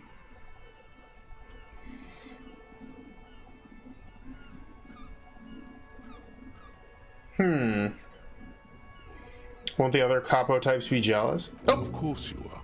It's okay. See if you can get something out of this, like info. Or maybe every time you say you're sorry, you get $1 million. I mean, I didn't mean to hit that, but I guess it works. Rigorous self-critique. Temporary research bonus, -1 to authority, embarrassment to the party. You're one sorry piece of shit, a cop penitent, a flagrant cop monk. This is not the right line of work for you. You should be groveling at the feet of a feudal lord, providing lurid evidence against yourself at a Mazovian show trial, or ripping the flesh from your back with a cat of nine tails. Ugh. Whatever made you this way, you can be damn sure it was your own fault. Do it. Really criticize yourself. Who knows? You might uncover something of importance from your guilt-ridden past. Too bad I don't think I can... Yeah, I don't think I can unlock a new slot.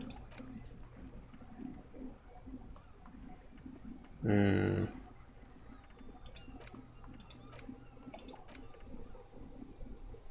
I don't have enough skill points available to forget these.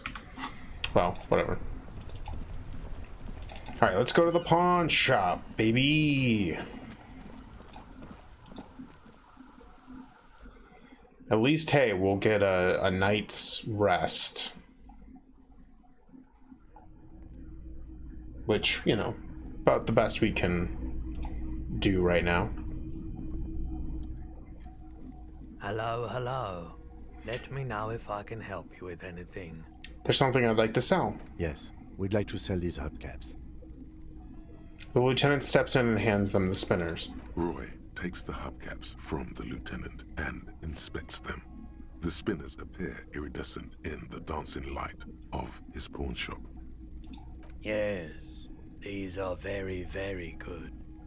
Did you defraud some foreign prince for them? Jump-a-mesque banger? No matter. I'll give you 200 real. Wow! No one was defrauded or jumped, I assure you. The lieutenant explains as the pawnbroker opens the register and counts the cash. Of course. I meant no offense. 200 real for you, officer. Delightful doing business with you. Do come again. Thank you. He takes the cash, then turns to you. Here's the 130 real you need for your bill. Do not waste it. The rest goes in his pocket. Fair. I'm a dingus. The windfall is a small consolation. Anything else you're thinking of selling? I have a fascinating photo of a corpse here. Oh, no. I don't like those kinds of objects. No sale. He barely even looks at it. Do you know what these tattoos mean? Aphotic paths, counter-radiance networks, anti-magnetism. It's darkness. That's all I know. Sell me something lighter. Sure. Let's... Anything else you're thinking of selling?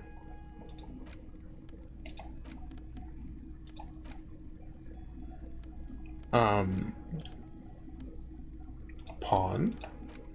Pawn. Close. I don't have anything to sell at the moment. Alright. Let's get out of here. We got money. We got this, chat.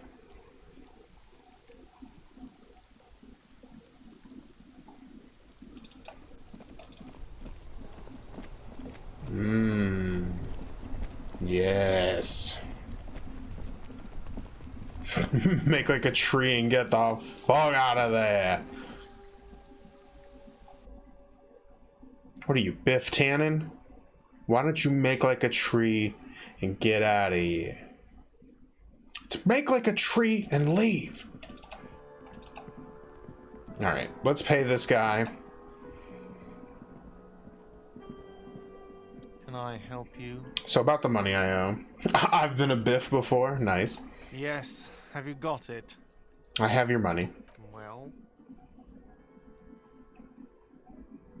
Here it is. Sorry for the trouble. Great. Thank you, officer. That's all I wanted.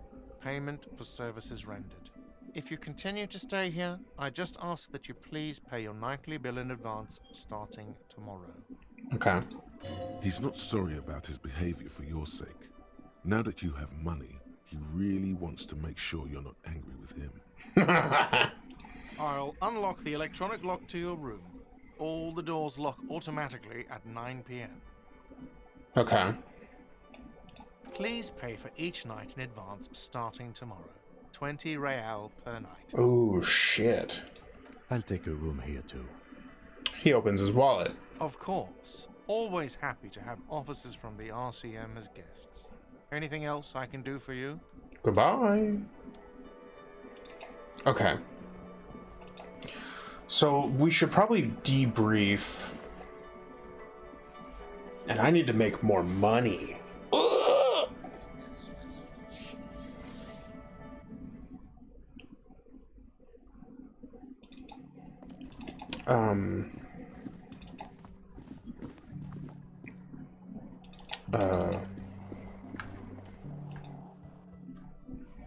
Do we do it out here?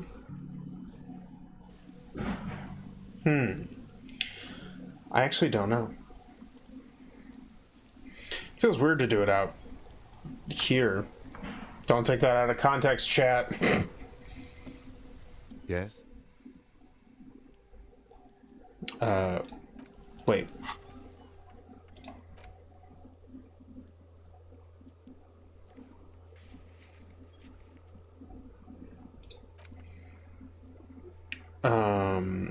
I heart context. The jam mystery. Find out who's the lady driver and where's her lorry. And a debriefing. Join him on the Whirlin' Rags balcony after 2200 when you're calling it a day. You mean like right here?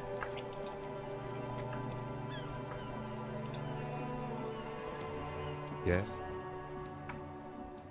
I'm not gonna tell him I'm the murderer.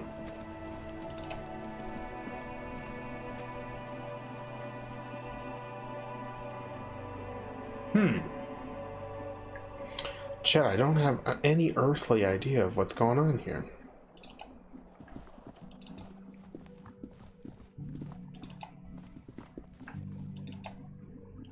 Wait, is my room... My room's unlocked, right? I paid for this evening. This is the door to the room you redecorated. Good night, Lieutenant. Just a moment. You had some questions earlier, I believe. And besides, we should discuss our progress on the investigation. Let's go out to the balcony. Oh, okay. Here we go. All right, let's go. I still got those crocodile boots on. The air outside is brisk. The lieutenant is silent for a moment. He listens to the traffic hum. Then... There we go. Where shall we begin? We should talk about the investigation, first and foremost. But I also remember you wanting to discuss the RCM?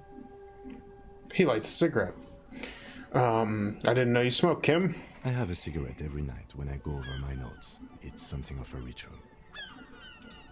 Oh man, he looks so devastatingly cool with that cigarette. How did you get so cool? Cigarette is such a great idea. I think I'm gonna have one too. You're cold, detective. Again, I only have exactly one every night. He blows a steady stream of smoke. How did you get so cool, Kim? You mean this? This isn't cool. It's an unnecessary trial of will, and unhealthy. He flicks the ash. Keeping the habit within the parameters he's given himself takes a lot of focus. It would be easy to simply quit. Right then, debrief. Yes. It's been a long and eventful day. How do you think today went? Well, we inspected the victim's body, so that's good. It was not easily approachable in that state, but we did it. Man. I knew someone that picked up smoking to show people he can quit and then never quit. Ooh. Yeah, smoking's bad, chat. Do not start, even for the gags or the lulls. It's not a good place to be.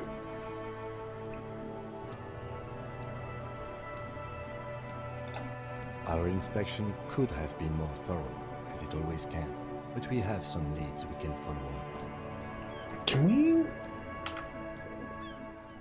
Hold up a second.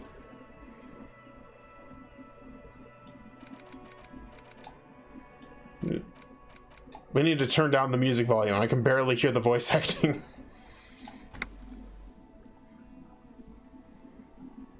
The body is still hanging from that tree, which is unfortunate. And there's still much to do at the crime scene. Okay. He is not particularly satisfied with your progress, but he doesn't want you to feel completely discouraged. Probably out of fear that you'll just give up and keep drinking.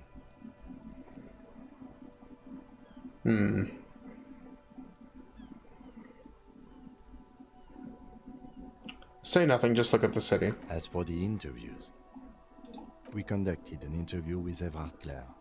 Okay. He wasn't particularly forthcoming with useful information, however.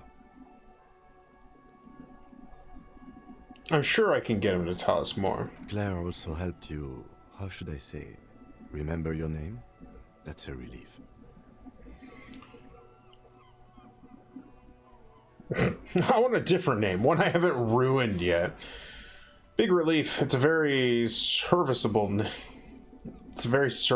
name too, and I don't know how I feel about my name actually. Let's just do one. Moving on. We tried to interview the Wild Pines rep, but she asked us to do something for her first. Fine, so be it. I have a feeling Joyce knows how dangerous the situation really is. We have to get her to talk to us. He purses his lips. Above all, though, today was exhausting. What's with all the running? You run a lot. Is that a standard Precinct 41 practice? I have a really good theory about why you're running so fast, son. Just you wait until we get up tomorrow.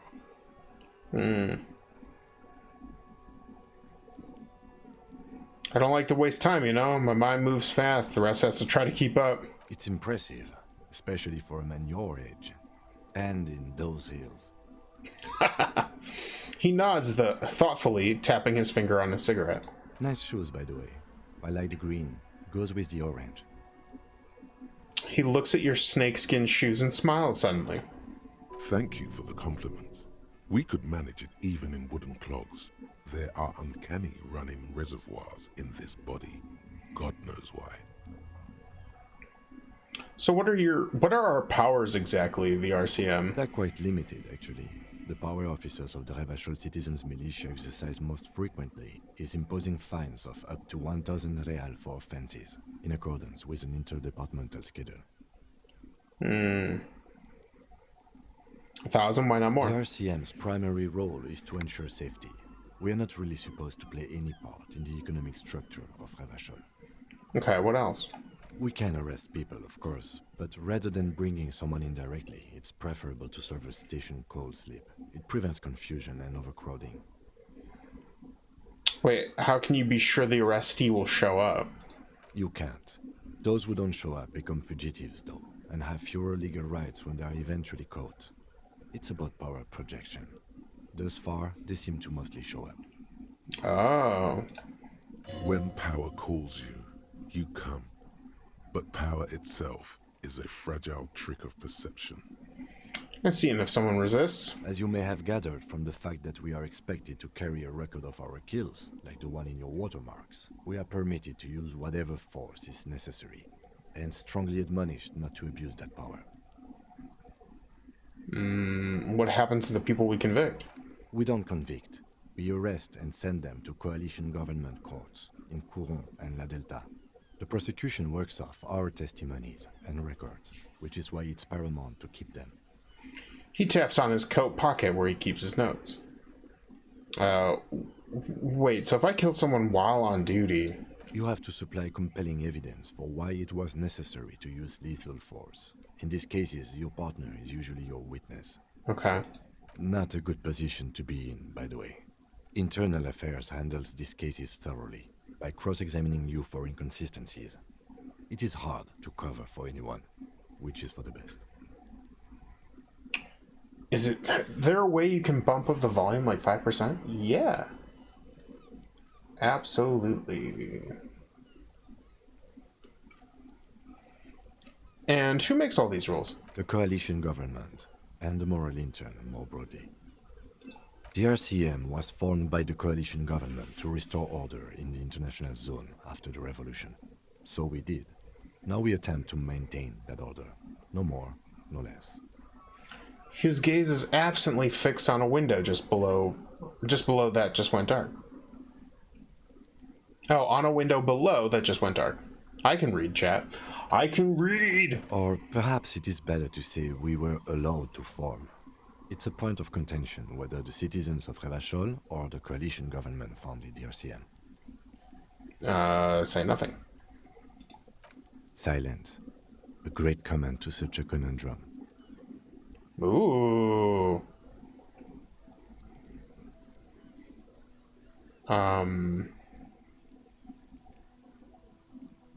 Say nothing, just look into the night.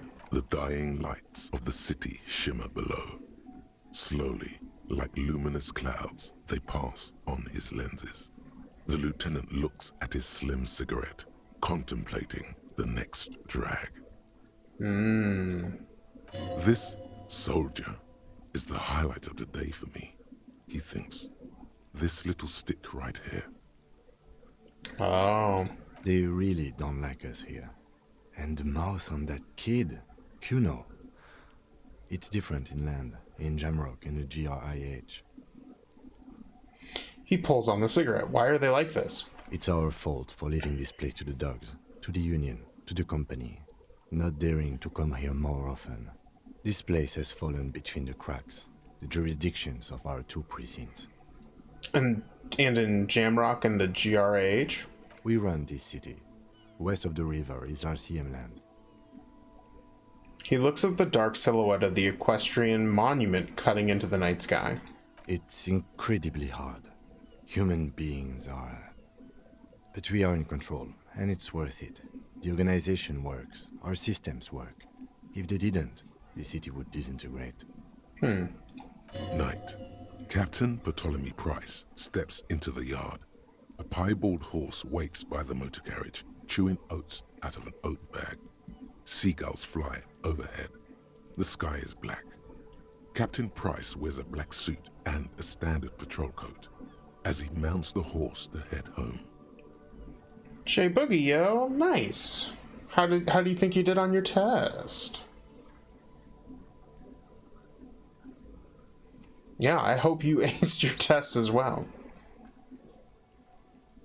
No acing. Only absolute destruction.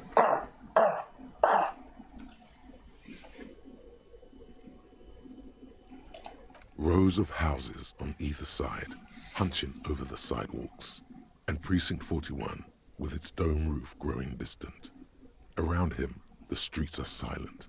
The kid on the corner waves at the captain as he takes the turn on Petition and Main. The horse neighs. The captain nods back. You think you did okay? Destruction. Punch it. Nice. I'm glad you ended up finishing it and turning it in correctly. That actually happened with my test at the job that I'm currently at. Thanks for the cheers. I appreciate that. I need to do sound or audio work for those. 6 whole cheers.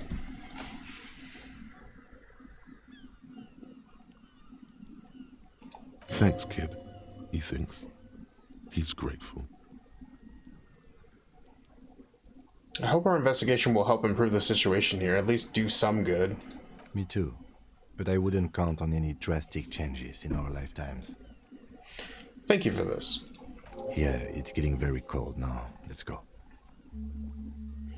He puts out the stub of his cigarette and looks to the door.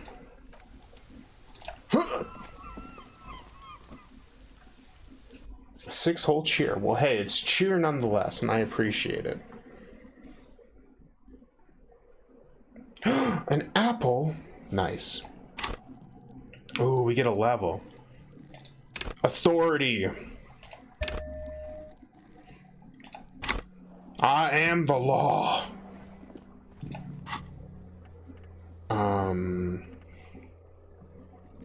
Okay. Alright, I'm gonna go into my absolutely destroyed room.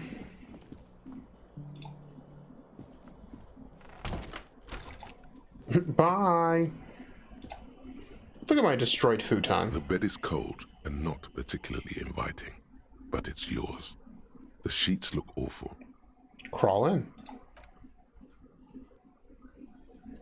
The sheets feel at once coarse and clammy against your skin. The bed sags beneath your weight as you stretch out and finally close your eyes. Ugh. We made it through the first day of this game, finally. And then sleep doesn't come. That's the worst. And then sleep doesn't come. But why? Maybe it's the bed's fault. Check the pillow. Its synthetic filling has separated into hard lumps. The pillowcase smells oddly. Roll over to the other side? It's a little better. Colors, scenes, and half-formed phrases still litter your mind. Part of you is still trying to solve the case, isn't it? No more thoughts. Fall asleep now. Your breathing steadies. A great silence washes over you until your eyelids twitch in your sleep and images start forming. Ooh. Maybe my dreams will solve the murder?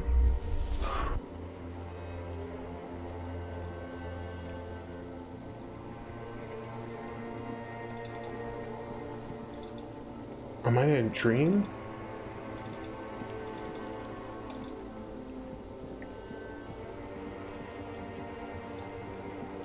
Oh! That's me. Do you remember the scent of your childhood? I remember nothing. Do you remember your wife's hand on your face?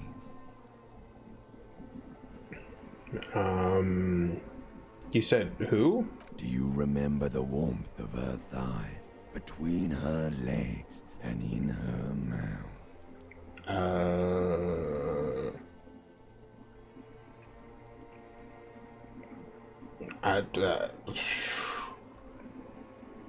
There's not a no option.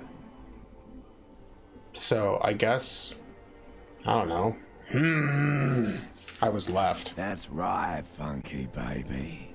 And you just stood there. One hand on the bottle and the other on your dick. Watching her go. Let it all be dragged away from you. Huh. Tell me, where are your friends? Human beings have friends, Harry boy. Where the hell are yours? Nah, I can get it all back. Maybe? No, it's gone. 3 times gone and never coming back. You failed. You failed me. Okay. You failed Elysium. Oh! What is Elysium? Everything. The Pale and the Isolas on the surface. The outer magnetosphere. Burning, furious truth. 8,000 years of written history. Okay. You really dropped the ball, Harry. 4.6 billion people, and you failed every single one of them. Oh no. You really fucked up. I can come back from this. You're not coming back from shit. Thrashing around in that high conductivity state of yours, bumping into things and acting like a clown. Who are you kidding? I'm trying to solve this case. You're trying to what? I can't hear you. This is just a word dream now. Jumbled up garbage. The pictures are gone. The bed rises to meet you. A thin, sleep-like state. More glass than velvet, grinding in your head. I remember the ancient reptilian brain. So something is wrong. Sleep shouldn't be this bad, this dry, this unnourishing. There's something wrong with your thoughts. Some kind of new type of hangover. God, there's another type? Oh yes, party boy. And it's worse than the one before. Just think of the shit you saw. Here it comes too. So soon already. A silent alarm goes off in your head like clockwork. Barely let you sleep at all. Time to get those clothes on, Harry. Time to go to work in the shit factory. I love my dreams. My dreams are great.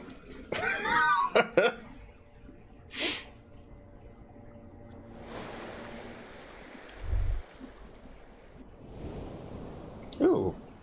Killed a little bit. Good going, buddy. My God, what the hell was that? Oh, just a dream. You have ones like that all the time. You feel even worse this morning than you did last night. What the hell's going on with me? You mean, why are you so tired? Too tired and down to even think? It is worrying, isn't it? You can't be a detective like this. Detectives need to be able to think. Why is this happening? It's just that your heart has finally pumped all the speed out of your system, Buster. Time to get some more. Oh. Don't do that. Stay strong. The hangover will wear off. You don't need to keep doing this to yourself. Wait.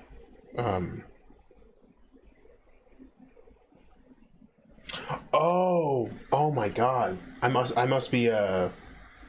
actually do drugs and I'm withdrawing from it. No, I can take this. I'm not going to go looking for speed. Are you sure? Ready to live as this pathetic shell of yourself for days? Basically, a week. Let's be honest, 2 weeks. Maybe 3. You won't make it. Half the town will be dead by then. You will be fired. That's a lie. I can do this without the speed. Half the town won't be dead. Suit yourself. Slow, sad shell man. See how you do without your spark. Damn, that's rough. Alright. Okie dokie. What is he in here? The door is closed. Knock. There is no answer. You hear the shower being turned on. Somewhere inside. Huh. A tremendous loneliness comes over you. Everybody in the world is doing something without you. Swallow the emotion. The door is closed. We don't need to parse that. Yeah, this must be why he drinks. And does drugs. Oh shit. Those people. We can talk to them now.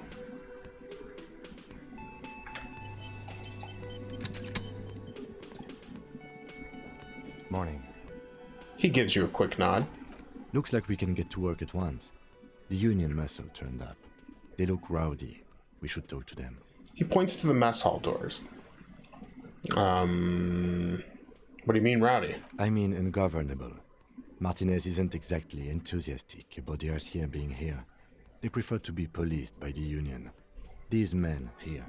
Oh. Men who drink beer for breakfast? There's talk of an armed wing of the Union called the Hardy Boys, who are responsible for state policing. I think it's them. Are these the men Guardy told us about yesterday? I completely forgot. Sorry, I had a rough night's sleep. It's them by the looks of it.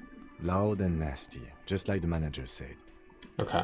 One loose thread less to worry about, and one big problem to replace it. He crosses something out. Okay, let's roll. One more thing before we do. We don't have to talk to them immediately. We can walk right past them, continue with our business. Good. A power move. purposefully concentrate on something else first. Okay. They're in no hurry to leave. They think they own the place. Anyway, I leave that choice to you. Whatever you decide is fine by me. Okay. Yeah, let's not talk to them first. Now let's talk to my granny. Just a moment. The old woman turns back to the cafeteria manager. And there's no public phones nearby? The closest phone booth is down the coast. Sorry for the inconvenience, ma'am. The cafeteria manager appears genuinely apologetic. It's fine, I understand. Thank you anyway. I'm glad to see you again, dear. She turns back to you with a weary smile.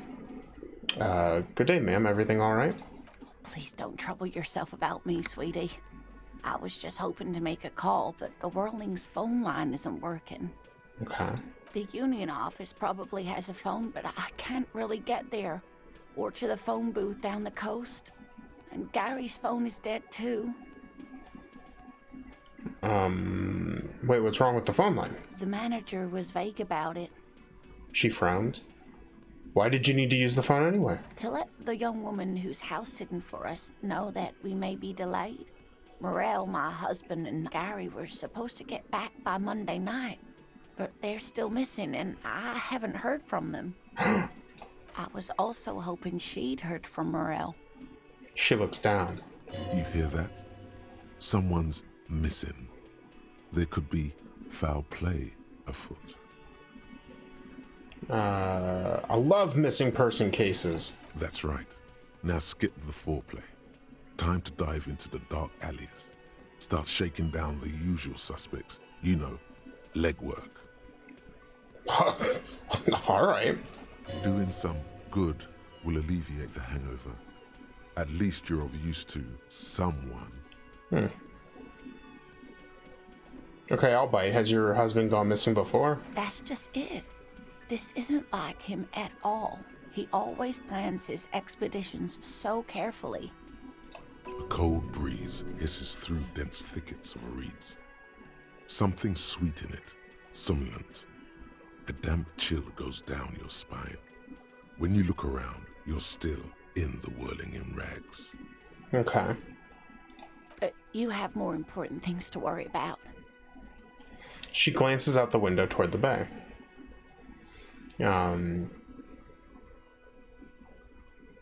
What is the expedition your husband was on? Just some field work, sweetie. Morel is a highly trained scientist. He and his assistant Gary are studying an extremely rare species of insect. Ooh. But they should have returned by now. They were just going down the coast across the water lock to set a few traps. He said they'd be back on Monday. What could be keeping them? Oh. That water lock is messed up. The water lock. That was broken. Could this be it? The water lock on the other side of the coast is broken. They're probably just stuck over there. Oh my. What happened to the water lock? I really don't know. Well, whatever the cause, I'm thankful. To both of you. You've spared me another sleepless night. Okay, we helped out. You're welcome, ma'am. I hate to ask, but if your investigation takes you to the other side of the coast, please do keep an eye out for my husband. Sure. This will surely lead to a cryptozoological mystery with that extremely rare insect. Yeah. And if you see him, let him know Lena is waiting for him here at the Whirling. He gets so tangled up in his work that he may not know the water lock's been repaired.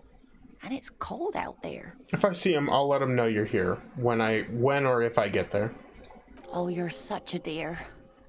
Thank you, sweetie. That's all for now, ma'am.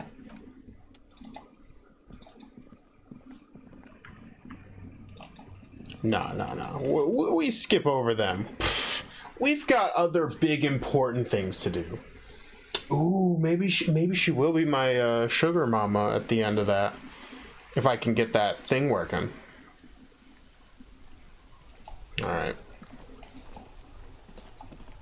Alright, now what the fuck do I do?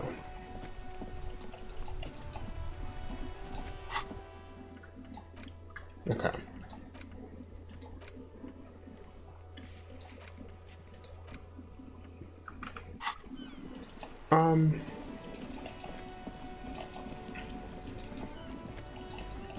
Maybe there's another... No.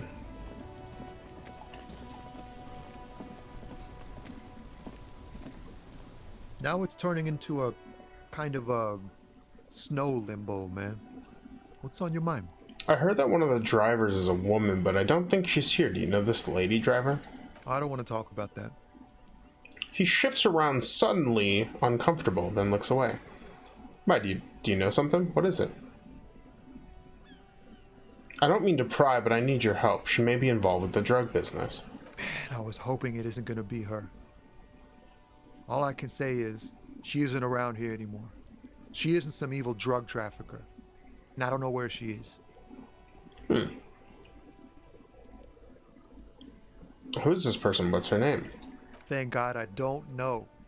People here call her the Lady Driver. She kept her name a secret. From me too.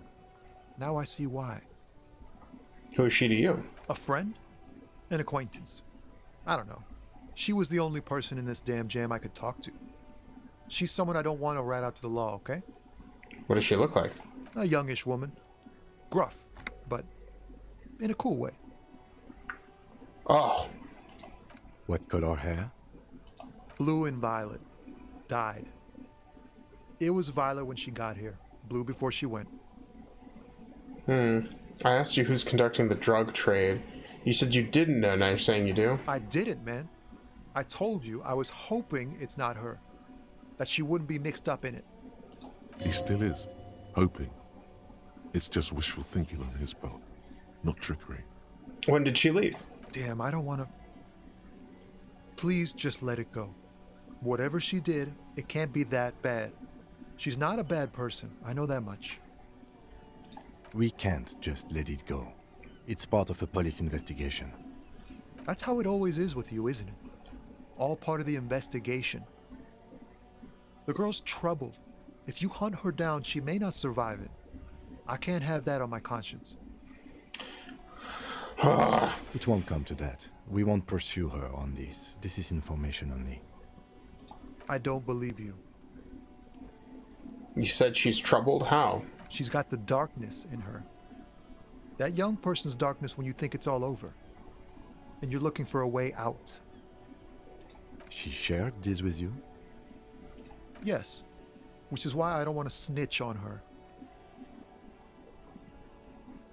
It's not snitching, it's just a few questions. It's snitching, man. I know what it is. I was told everyone's afraid of her, you're not? I heard the rumors. I saw the other drivers looking at me strange when we talked. And she told me, too, that she's had a violent life. But I wasn't afraid of her. More like for her. Did this violent life include drug trafficking? Well, it looks like it did now. But we didn't talk about that. We talked about life, you know? She talked about her mind. When she left, did she leave her lorry behind? Fuck, man. Go grill someone else with these questions, okay? There are plenty of drivers here who couldn't stand her, or were afraid of her. They'd be more than happy to rat her out. Push Tommy and it will break his heart and his spirit. Don't expect you to be pals. Now is not the time to focus on feelings. You need that info, son. It's right here. The answer is right here. You just need to ask him. Come on, do it. I'm gonna drop it for now. I have no... If other people would be willing to snitch on her, then why break this? Why can't we just be bros?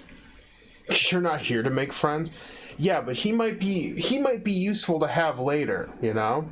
And if it ends up being where we come back, we can always just revisit this, you know? But having a friend for something later might be helpful, you know? Thank you, friend. Wow, this makes me feel like I should pick up smoking again. Would help with my rhymes, too. All right, yeah, and right here it says, I've changed my mind about your friend, the lady driver. So we can always come back. I want to see if I can get the racist to... Because I don't care about this guy. This guy can go. Looking for something, Hunt? Come to tell me to fuck off again? I know you've been giving me the runaround. Fess up. Where's the lady driver? I don't know what you're talking about. Then why are you smirking? Listen up, fuckwits. You don't scare me. You cops don't run Revachol West. You don't run Martinez. You don't run anything. So who does? The lady driver? No. He means La Puta Madre. The name resounds like a bell in the air. A dark gong. You get a bad feeling about it. Looks like the lieutenant has a plan. Let him do this. Okay, yeah. Yeah, him. Cross your arms and nod. Then I presume you are familiar with his peonies. Yeah, they're his little bitches. He's got them all over the unions. Not just the unions. He has peonies everywhere. Some say he even has them in the RCM. Dirty fucking peonies who'd do anything for him. Multi-ethnic drug addicts. Say nothing. You're not peonies. You wouldn't be investigating a drug thing if you were. No, of course not. We are not peonies. But if we were, and one of Madre's drivers were to be stealing from him, then it's a good peony's job to find out who that is. Oh, I like where this is going. I like Kim's got... He's got... It's not a hard job. It won't take a long time. It won't make Padre Madre angry. But a stupid fucking racist is standing in the way, protecting this fucking thief. That name amuses me so. Oh, the... What name is that? La Puta Madre? What's it? I don't even know what that means. I'm not scared of you or the mob. I'm under the protection of the Lorrymen and Carters Guild. You've seen that corpse in the ceramic armor there. Did his shitty little guild protect him? No. Nah, you wouldn't just leave him out there if you... He tries to light a fresh cigarette, but his hands are shaking now. The sentence simply ends. Oh, literally translates to a bad thing. Okay. The lieutenant turns and gives you a barely perceptible nod. I'm not going to say it on stream, but you can either check chat or look it up on your own. The lieutenant turns and gives you a barely perceptible nod. I softened him up as best I could. Now it's on you to finish the job. Oh, okay. Oh, this is going to be rough. All right. Men like this only respect two things: strength and fear. Time to turn up the volume. Show me her lorry right fucking now. The lady's driver lorry. Where is it? Fuck you, I told you. I'm not gonna... There.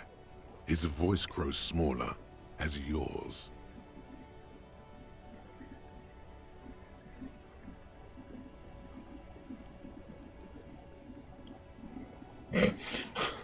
Okay, so we've got some options. I'm gonna fuck you for the rest of my life, you understand? I've been to your fucking lorry, I know where it is. Point to it, I'm gonna burn it down, you hear me? What's your name, fuckhead? I'm gonna go on the police radio saying this guy told Madre to fuck off. I feel like 3 is,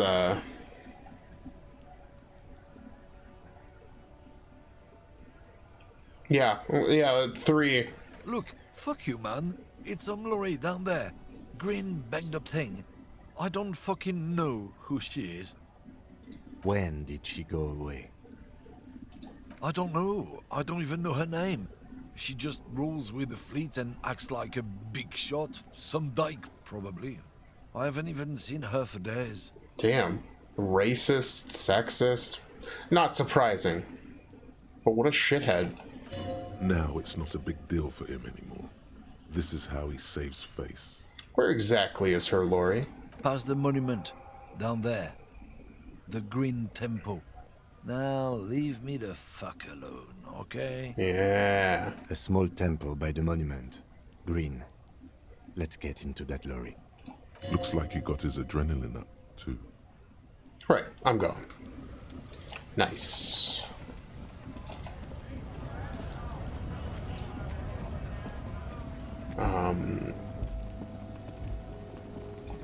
Is it this one? It's been a hot minute since I saved. This screen found, A to Z, Contemporaire, is parked in the shadow of the ruins looming overhead. It's seen better days. This must be the one he told us about, unless he was lying. The lieutenant peeks inside. Try to peek in the window. The glass on the side windows is tinted and covered with dust. You can barely make out the shape of the seat and 2 steering levers. Okay. It feels like you're peeking into someone's home residence. Inside it's private, cozy, warm, dusty too. Try the door handle. The door is locked. The handle looks shiny, like it's recently replaced. How are we gonna get this open, Kim? Use the pry bar to smash the window. Open it from the inside. Good idea. I don't know how good it is, but this investigation has taken long enough. We can't afford it to take any longer. Hold on, because I don't have the tool equipped. It's early in the morning, so we shouldn't need... This screen found, A to Z, Contemporaire, is parked in the shadow of the ruins, looming. With a firm grip, raise the pry bar.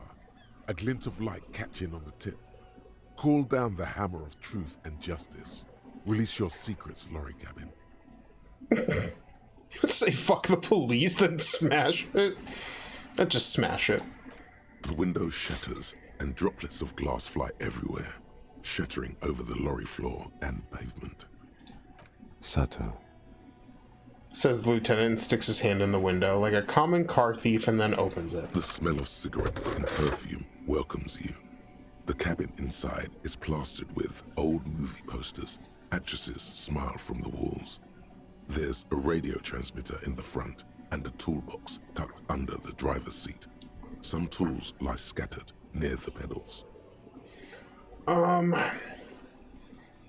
Check. Pull out the pull-out toolbox. A metallic drawer slides out from the seat.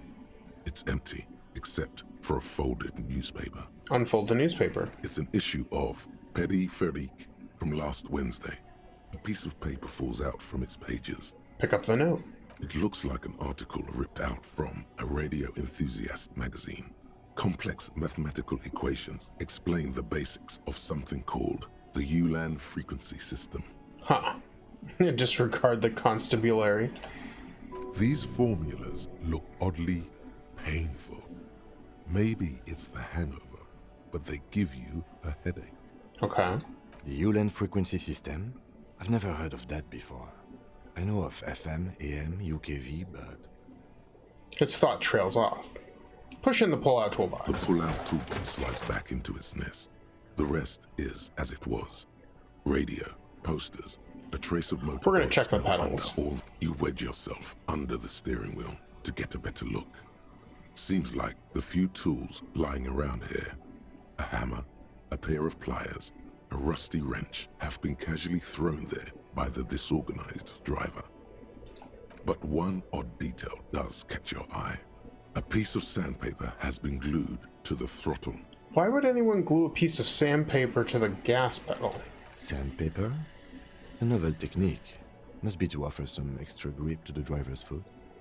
Back up to the cabin again. The movie stars are still smiling from the walls.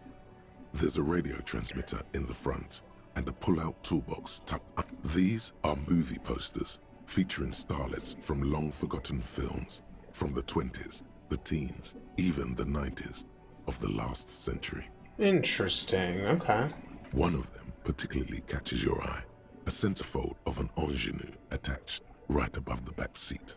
Study the centerfold. The actress is draped in a sheathed dress, one of her shoulders bared. The faded remains of an autograph run across the poster. She's looking past the camera.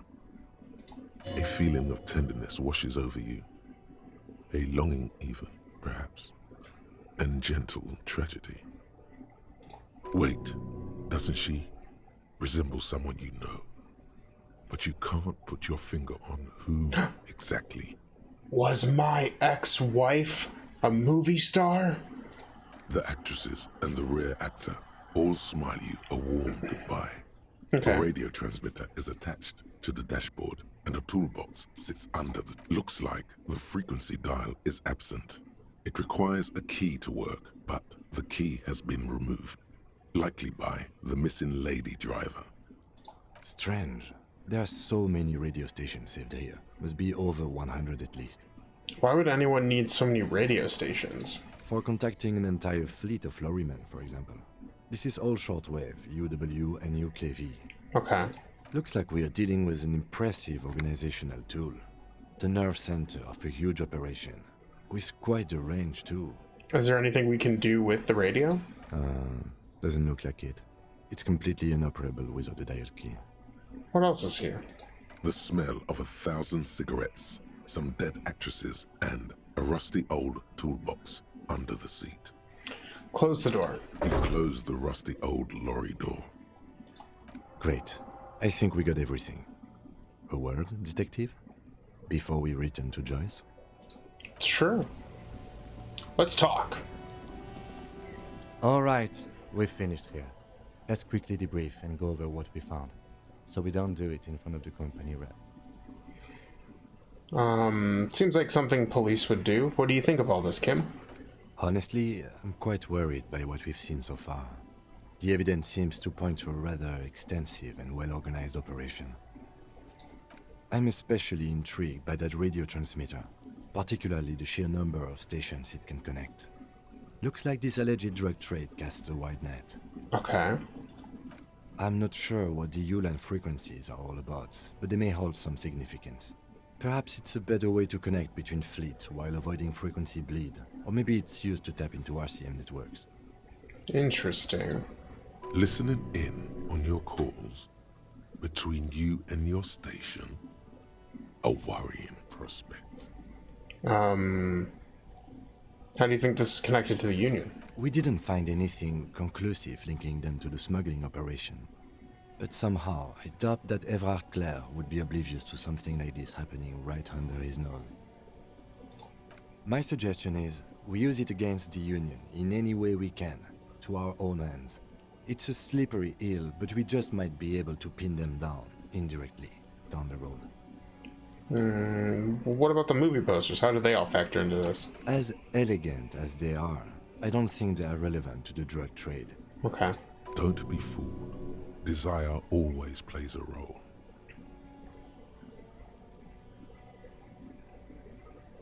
Maybe the trader's some sort of cinephile. Yes, well... He doesn't say more. Unimportant. Will the RCM open a investigation into this? We should return to the murder case. See what Joyce tells us about the lynching. When we are done for the day, I call my station and suggest our narcotics department look into it. Okay. There are more than enough grounds to start an official investigation, sometime later when we are done here. We do not want to get caught in that. He stops to think. What are you thinking? The fact that one hasn't started already gives me pause. An investigation, I mean. Especially if the Madrid grouping is involved, and I can't imagine they aren't. It's certainly worrisome. Corruption? All the same, I don't like the idea of internal affairs descending on the matter. That won't help anyone either. Okay, debrief over? Debrief over. After you. Okay. So... we have enough to go on. And I'm starting to suspect that person who fled might have our gun. But mostly because we have no concrete anything about What's going on? Oh, are you new? I make my own ways. So, 'tis all, always have, always will. Okay. Who you?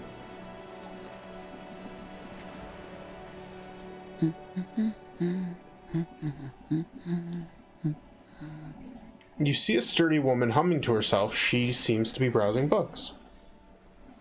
A good one? Yes? Hello?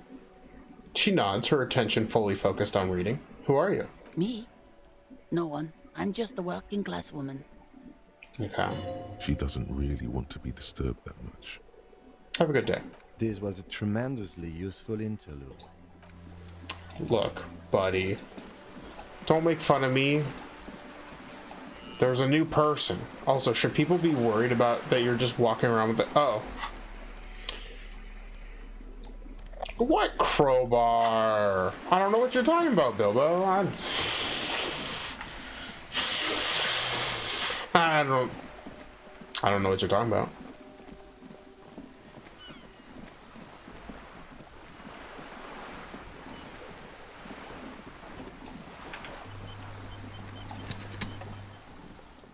You're back. Good. What can I help you with? I spoke with the lorryman at the roundabout. Yes, my eyes on the harbour have sent word to that effect. What have you discovered? We've discovered enough to conclude for now. Yes. And will you start an official investigation? The lieutenant is about to interject. Cut him off. This decision should be yours. No. I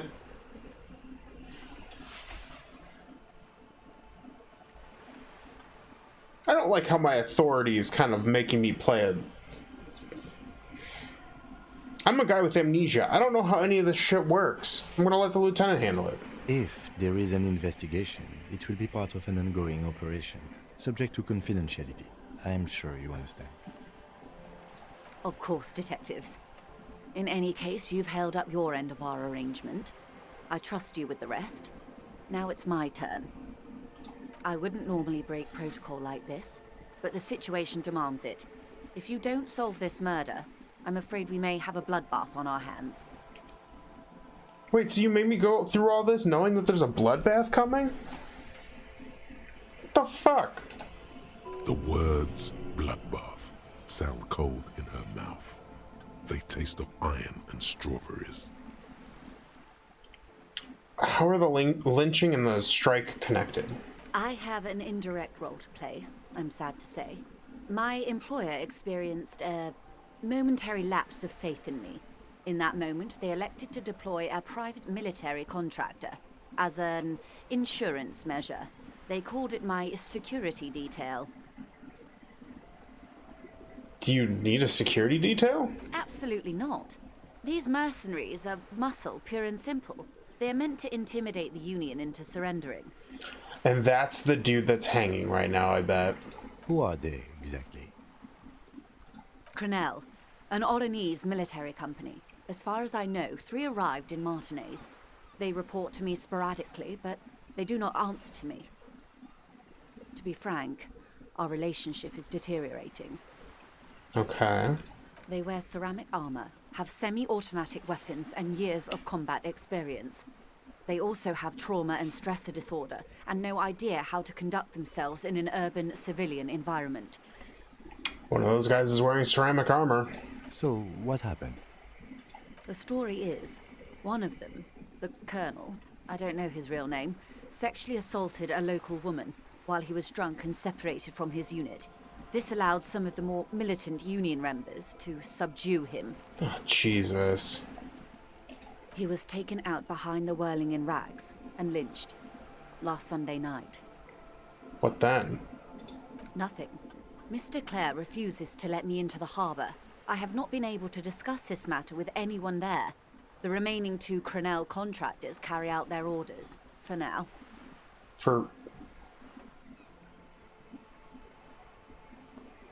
Why do they make semi-automatic weapons sound so ominous? Like your service revolver is a semi-automatic weapon? I mean, weapons... fuck if I know. feel like weapons in general are ominous in general, but it is weird that they the way that line was delivered made it seem like more important. It was a weapon, a semi-automatic weapon. It's a smokescreen. In secret, they are conducting an independent military tribunal into the lynching. Once this investigation is concluded, executions will follow. Uh-oh. What is the nature of this so-called investigation?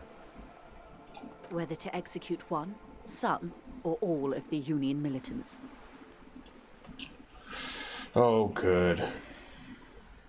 It'll be all of them. The decision is already made. I have to say, this is definitely not disco, baby.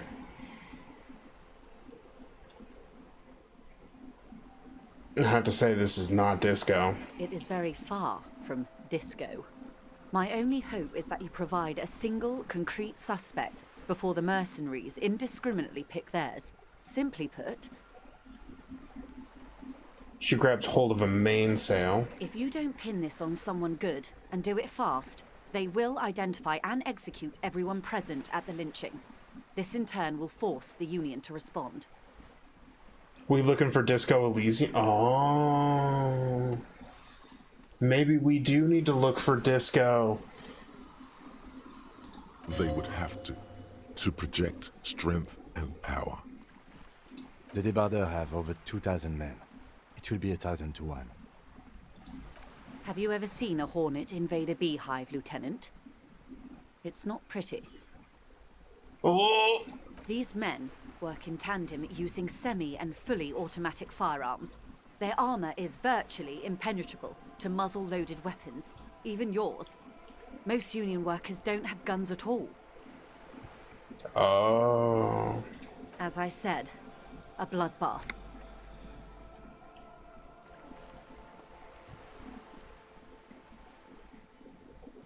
I can't see it happen. Too many things would have to go wrong first. Isn't this a pretty bleak scenario you're describing? Many bleak scenarios have already come true. Nameless, badgeless detective of the Citizens Militia. Fair. All we can do is keep the rest from going the same way.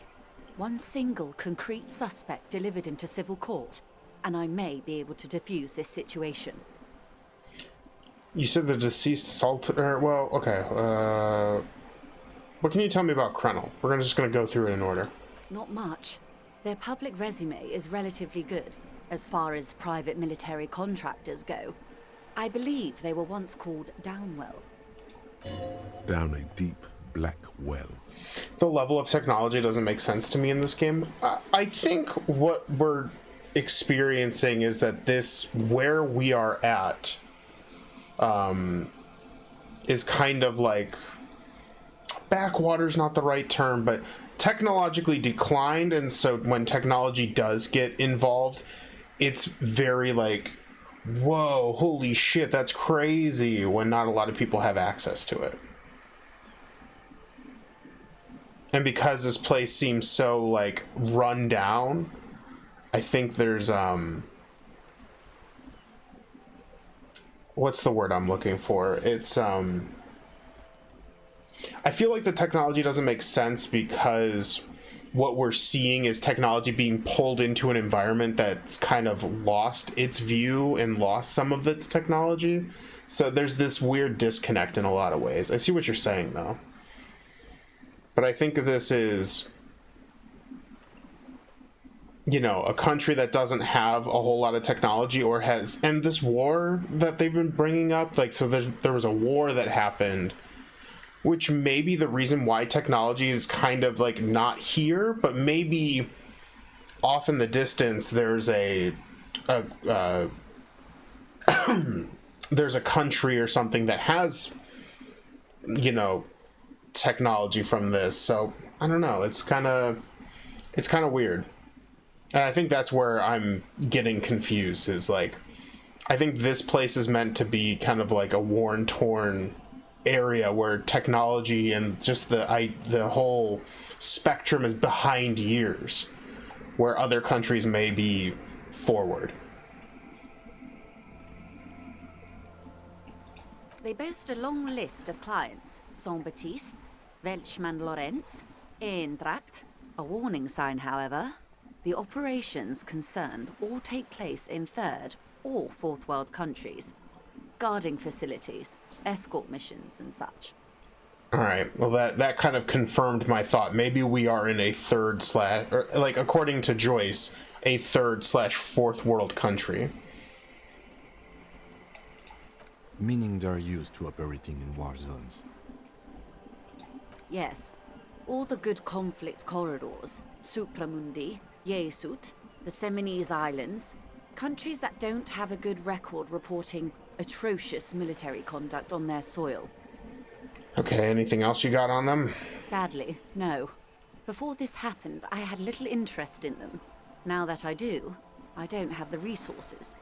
She thinks. If you still have access to the ICP's database, you could run a better background check than I ever could. It may take some time, though. Damn, I didn't know we had the insane clown posse database. Shit, maybe they'll teach us how magnets finally work. Do you know a lot about the inner workings of the RCM and the ICP, man? In my line of work, it pays to do your research. I was prepared to deal with the RCM. I did not think I'd be dealing with a group like Crenel. Could you contact the company, tell them to call them off? I have. And they will. However, these orders take time to reach what is basically a rogue unit out in the field here. Until they do, it's all on us. You said the deceased assaulted a woman? Or he didn't.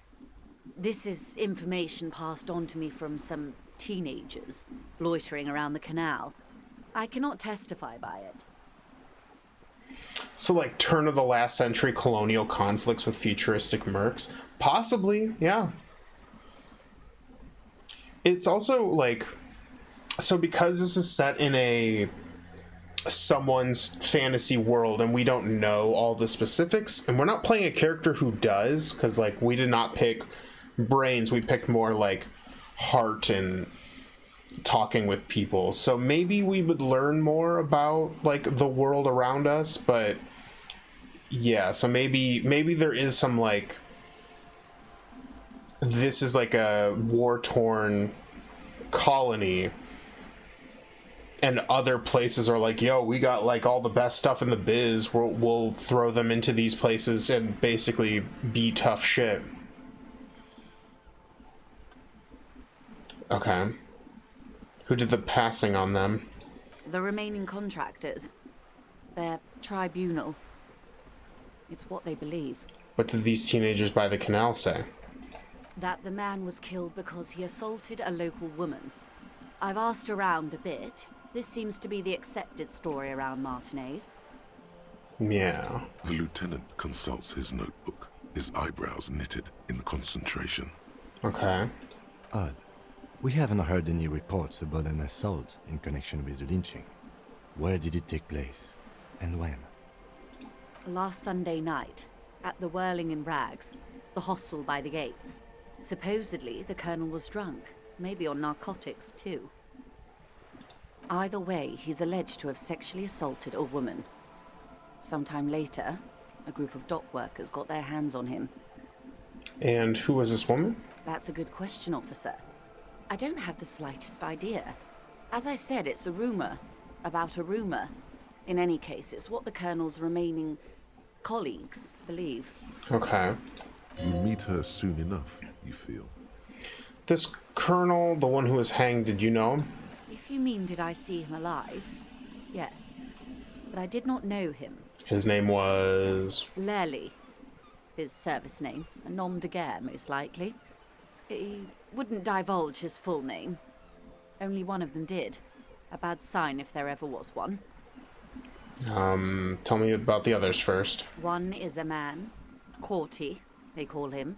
A nickname as well. The other a woman. Phyllis DePaul. Corty is the gunner, I believe. DePaul is a radio operator. Oh, is DePaul the lolly driver?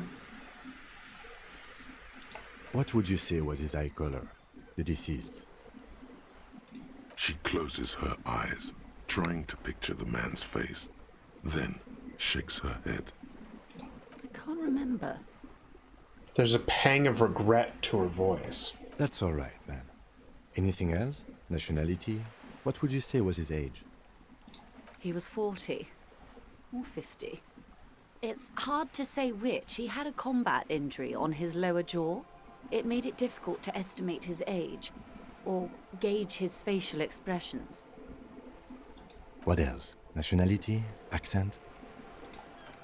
He was, Occidental, I think. Light brown hair, a mixed accent, Oranese, or Messinian, maybe. His injury gave him an accent all his own. In a way, it was humanizing. He had to learn to speak through it, through the injury. That's all I know, I guess. I only met him once. Where are the remaining 2 mercs now? They've gone to ground, as it were. I don't recommend seeking them out. For one, they're almost certainly armed to the teeth. Right, probably don't want to do that. They don't have the same respect for the Revachol citizens' militia as I do. To put it bluntly, they think you're vigilantes. Ghetto savages. It will not be a fruitful meeting. Okay, cool. Vigilantes. You're a professional officer of the only legitimate authority in Revachol. And vigilantes, the RCM gets its authority from the Coalition. Where does theirs come from? Somehow, I doubt that lecturing them on the legitimate use of force will persuade them to stand down. We still need to know where they are. You're likely to run into them eventually. When that happens, I'll be in a better position to mediate if I don't appear involved. Okay, we'll steer clear for that for the moment. That's wise. Our goal is to avert catastrophe. Besides, you're likely to encounter them sooner or later. How much time do we have? Until the executions start? Truthfully, I don't know. It depends on their progress identifying the members of the lynch mob, and their impatience. Ooh. They don't report their progress to you? Not on this matter.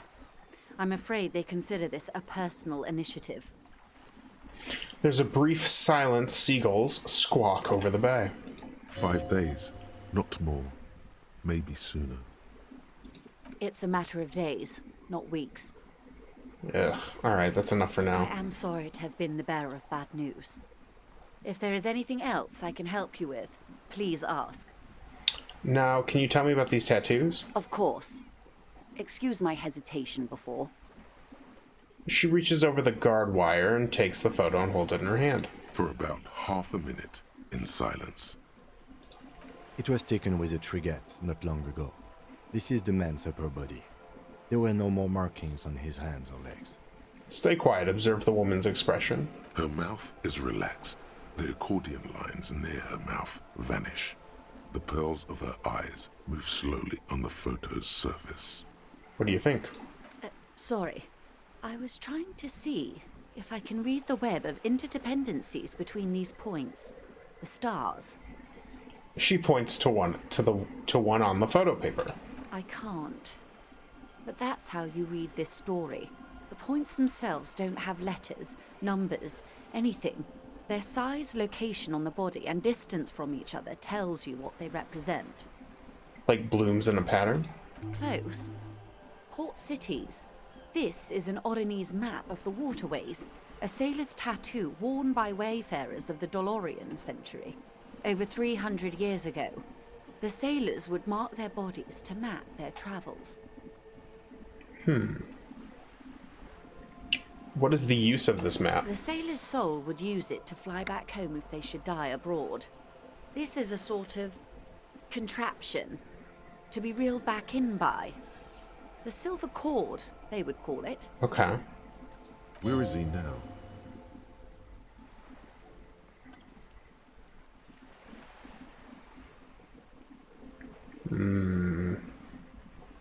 This one's going nowhere but the morgue. Times have changed.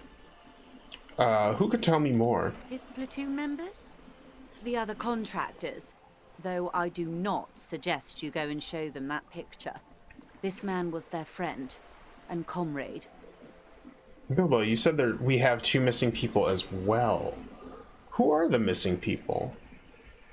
I know, though, the one woman that we were trying to follow up for, like, the drug operation's a missing woman. But I don't know who the second person is. That's all for the tattoos. Thank you for your help. Is there anything else I can help you with? Oh, the cryptozoologist. Thank you all. That's all for now. Now we're in. So this just got really intense really fast.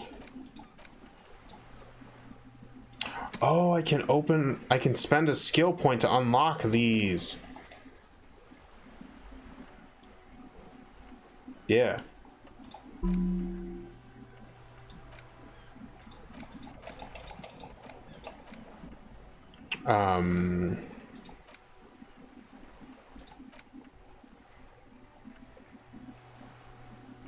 Yeah, let's internalize that one. Alright. So...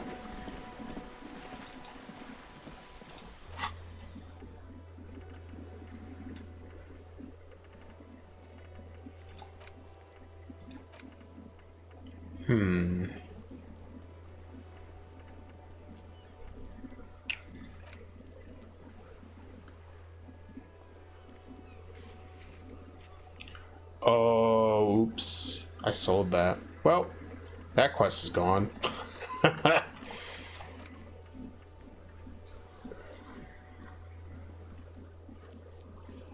Oh, yeah, we could get a reality lowdown from her. There was a option here. Maybe... Yeah, let's talk to her one more time. You're back. Good. What can I help you with? You seem smart. I need someone to give me a lowdown on this reality we're in. This reality? She pulls her hood closer around her neck. The aim is to gain a deeper understanding.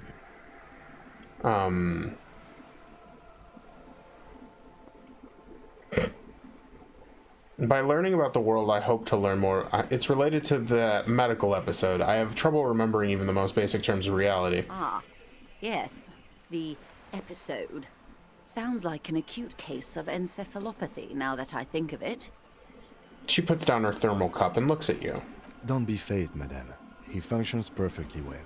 He only needs a lowdown on all of reality. Just a little bit of a lowdown. Alright, guys. We may be here a while then. Ask away, officer.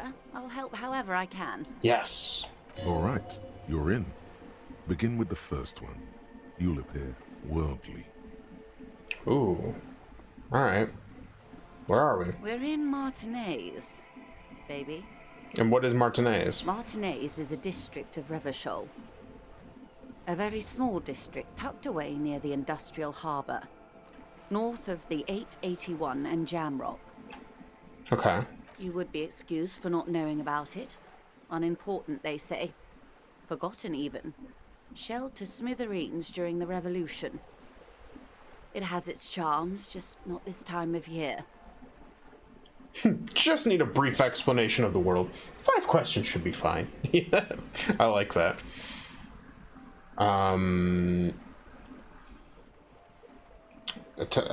You mentioned just, you tell me more about Martinez. I'm not a good ambassador. I've only been here once before, as a teenager. Not a lot has changed. There are ruins, a terminal, fishing boats, reeds, boys with boxy shoulders. Boys with boxy shoulders. This place used to be a province, a workers' resort before the city swallowed it and the artillery did its work. The reeds are the real star of the show here now. The further down the coast, the wilder it gets. You mentioned a sea. What sea is this? It's not really a sea, it's the Bay of Revachol. And the bay feeds into the ocean. Are we near the ocean? Yes. We're on an island in an ocean, the world's largest body of water, the Insulindic. Oh. Vast. lukewarm and unknowable, flowing in and out of sight. What's the name of this island? Caillou, as you already know. Imagine a pebble. A smoothed over pebble amidst a great blue sea, misshapen, cracked. The cracks are the river Esperance. We're in the delta of this river on the 6th branch, the Martinez distributary. Okay. It is clear this pebble is of enormous value to her. Okay. That's Martinez. What's Revachol? Revachol? Revachol is what you call a city. What kind of city is Revachol? The great kind. Ooh. As if it's self-explanatory, beyond patriotism, a fact. What makes Revachol great? History, detective. They built this city to resolve history. Our part in it, at least. Our centuries. Okay. Who built this city? The nations of the Occident, or migrant workers from Seminine and Ile Marat, depending on your creed. But did they build this city on rock and roll? That's something I need to know. When was Revachol built? In the DeLorean century. 380 years ago. And why will it resolve history? They say it's where the terrible questions of our time will be answered. The tensions are highest, the fault lines deepest. Okay. By that I mean conflicts. Ideological conflicts. The stuff of men. Why here? We are standing on a fertile, self-sufficient island able to sustain up to 200 million people in the middle of the Insulindic Ocean, the world's connective tissue. It's where the money is. So we're pretty much at the center of the world. Oh, we're quite a way off. About She points across the water where the skyscrapers rise. 22 kilometers from the center of the world. That soldering iron is the bank of the world building. The bottom floors are Insiacom. Coalition government, Insulindian Mission Command. Look at the sea, or look to the sea. Silence. She lowers her hand. The water, the light. It's as though you're seeing it for the first time. I'm also hitting her with the flashlight, so. There is no recognition, only the immensity of the sea and the cold radiating from it. Say nothing, observe the large body of water. She observes your eyes scanning the horizon, then breaks the silence, slowly. Interesting. This is one thought you need to complete. Where are you? Was there something else you wanted to know? I remember something about a lowdown. Oh, right. This has been informative. Thank you, ma'am. I'm sure my memory-impaired partner has many more questions to ask, about even more fundamental aspects of reality. Yeah. Might I suggest not asking them all right now? Messier will be here later too, and tomorrow. Isn't that true, ma'am? Absolutely. My commitment here is long-term. You're right, Lieutenant. I'll continue later. It's better not to eat all your candy at once. But I want to eat all my candy at once. Indeed. I'm always at your service. Ooh. What is... Oh, I want to try this, though. 6 kilometers southwest, in the Valley of Dogs, Junior Officer Chad Tilbrook takes aim at a rabid black dog licking its wounds in the grass. The fuck? To his left, his partner, Emil Mullins, whispers, "You heard what happened to Tequila Sunset in Martinez?" "Yes, he lost his mind," Tilbrook answers, fingers on the trigger. "Don't worry, Emil." He pulls it out slowly. Slowly now. He'll find it again. We always do. What am I? You? You're an officer of the RCM. She says energetically. The Revachol Citizens Militia? Preciso mundo. Good. And what is the Revachol Citizens Militia? Nothing more nor less than the de facto law enforcement body of post-revolutionary Revachol, detective. Yes, we are the Revachol Citizens Militia. You said de facto? Yes, that means not de jure. The RCM acts in what is poetically called the twilight of international law, both at the behest of the coalition government and to its chagrin. What do you mean? The RCM's responsibilities are defined by the Emergency, Wayfarer and Aliments Acts, 3 pieces of legislation keeping the city in a, let's be honest, laissez-faire stasis to the benefit of foreign capital. Okay. All 3 are good to know when we are out policing. Okay. So I'm basically going to avoid the subject and ask the next question in the line of inquiry? Truly moralist of you. The coalition government would applaud you for staying out of politics.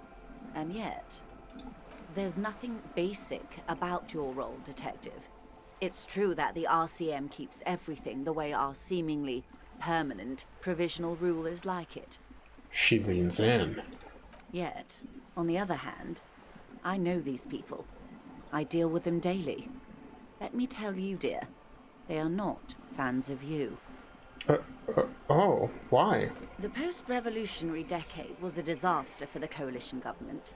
Revachol in the 20s was hell, especially on the west side of the river. Gang warfare, a botched privatization scheme, a nuclear pile meltdown. Uh-oh. They called it the international zone because no nation wanted to claim responsibility. The RCM restored peace where the coalition failed. A true blue citizens' initiative. They will never forgive you. Uh-oh. That's somewhat of an exaggeration. In reality, ours is a mutually beneficial arrangement. Revacholians get to keep the peace in Revachol, and the coalition doesn't have to worry about it. Anyway, sorry to intrude. Please continue. Okay. Yes, Lieutenant. Permit me to conclude with this. Who you are, to me, is the police. The only legitimate law enforcement authority in Revachol. Thank you, ma'am. And if those authorities drink so hard they need help recalling the basic terms of reality, well, I'm here to help. She bows and smiles. Okay, well, yeah, that's all for now. Glad to have been of assistance. Thank you. Yeah, we don't want to bother her too much. I just wanted to do a die roll real bad.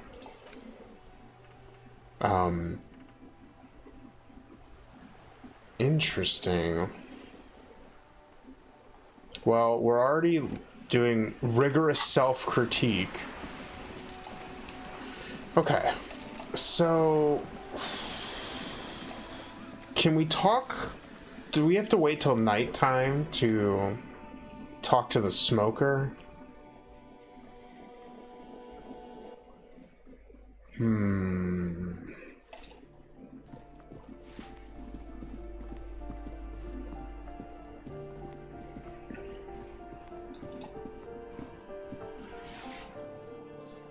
We've got a couple of different areas to go, and we can also go back and talk to the people at the Whirling Rags.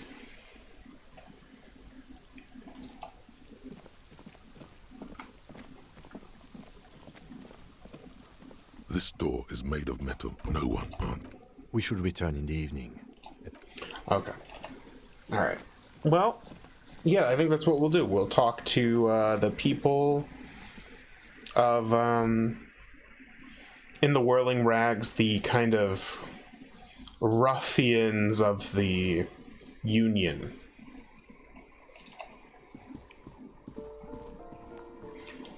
Gosh, I really don't know where, like, so basically she's telling me I need to pin it on one person. You should probably make enough money to stay another night. I have just enough. But you're right, I should look for something. Anything to sell, really. Because I basically only have enough for one night. And then I'm going to need to find 20 buckaroonies.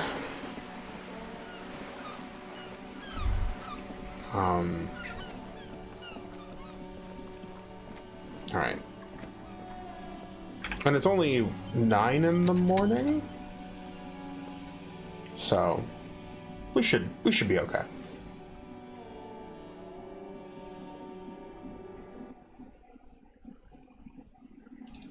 Yeah, so let's talk to you. Are you the gardener? Let me handle this. The woman says to the crowd in the mess hall before turning to you. Detective disorientated. Are you still wondering where you are? This is Martinez, in case you've forgotten. I advise you not to overstay your welcome.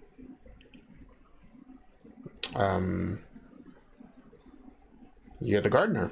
No, I am not a gardener. I'm a legal counselor for the Dock Workers Union. Oh, interesting. She crosses her arms. So let's get to it. You're looking for Titus Hardy? You think he has information that will help you?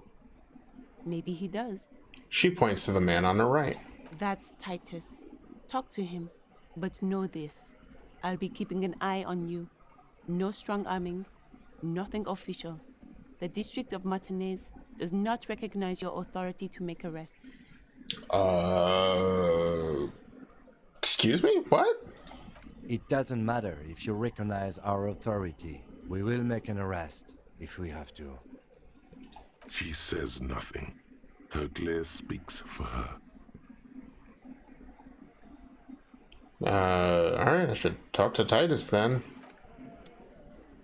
Okay, yeah, this guy. Guy on the right. This is where you say you're a bit. We are the law! That's exactly right. A broad-shouldered man points at you with a beer can. He's used to giving orders and having them obeyed immediately. You should not indulge him. Detective. The lieutenant acknowledges you with a sharp note. He's leaving it to you.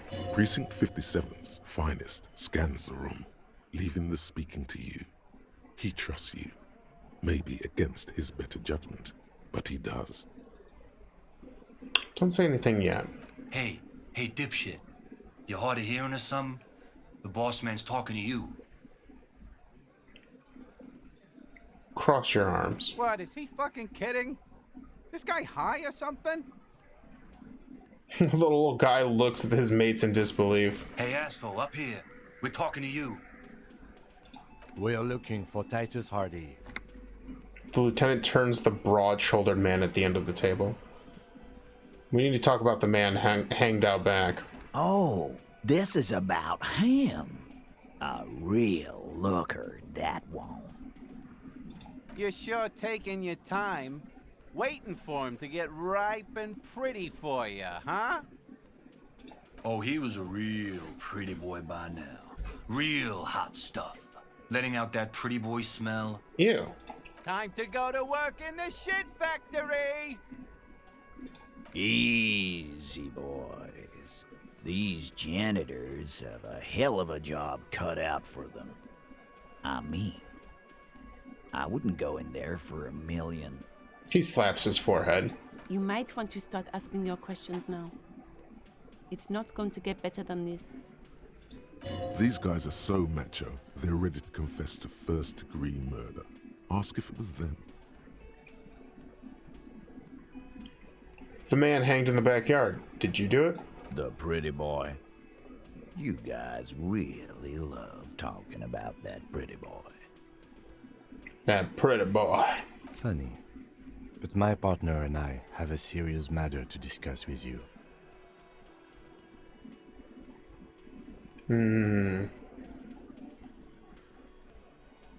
Why is there a container belt around the dead man's neck? Container belt? Like we use in the harbor? Yes, why? Because we took it from the harbor where we work. Then we went out back and used it to hang him. Okay. Titus Hardy. As he speaks, his fists contract, going through the pulling motion again, savoring it. We did this. Together. All of us. Until he was dead. That's why there's a container belt around his neck. So you just confessed to murder? Goddamn right. No. These 7 honest men have equally come forth. They told you what happened so that you don't waste any more of your time. They're playing to their considerable strength in numbers. Don't talk about arresting them. You only bring attention to your inability to do so. Who called the shots that night? Equally. Are you deaf? There will be no singling anyone out. You can't arrest a Hardy Boy without arresting all Hardy Boys. Alright. Do you think you could do that? Do you think you could arrest them all? A shadow of a smirk passes her lips as she tilts her head. Titus, keep addressing him. He wants everyone to know he's in charge. No, but seriously, who calls the shots around here? Who do you fucking think does? You do. You give the commands. That's right, asshole. Titus Hardy runs the Hardy Boys. Ain't that so, fellas? He looks around for approval. I think you got your answer, Mr. Law. There you go. No, you did not get an answer. Titus does administrative work. He pushes paper, fills out forms the others can't read. But on that night, they all acted as one man. When did this hanging... I know when the hanging occurred. Let's go. Let's figure it. When did this hanging occur? You don't have to keep answering his questions. The fixer turns to remind Titus. I know, Lizzie. Relax. We killed him last Sunday night. Seemed like a good way to end the week. How long had you known the victim? Known him? We don't associate with scum like that, asshole. Okay. Yeah! Who do you think we are? These guys are really great. Shanky. Quiet. He came around about 3 weeks ago when that Pines cow first sailed into town. Happy? Yeah. By the Pines cow, you mean Joyce Messier, the representative for White Pines? The same company you are striking against? No. I mean the Pines cow. The stupid-ass cow they sent in to fuck us over. But you know what? He rubs his chin, pretending to mull it over. This is where he tries to sow discord between you two, because he knows the company is responsible for bringing the mercenaries into town. Okay. Why don't you ask her about the pretty boy? I'm sure she has interesting things to say when you ask her hard enough. That's enough insinuation for today, Titus. Officer, your interview is drawing to an end. Don't waste your last questions. Okay.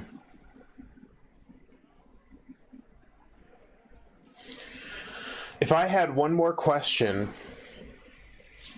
is it why did you kill him, or how did you kill him? I feel like why, right? Because how... Yeah, we already know how. Yeah, so we'll do why. Why? 'Cause he was worthless mercenary scum. And he stepped out of line in my town. So he was a mercenary, that's it?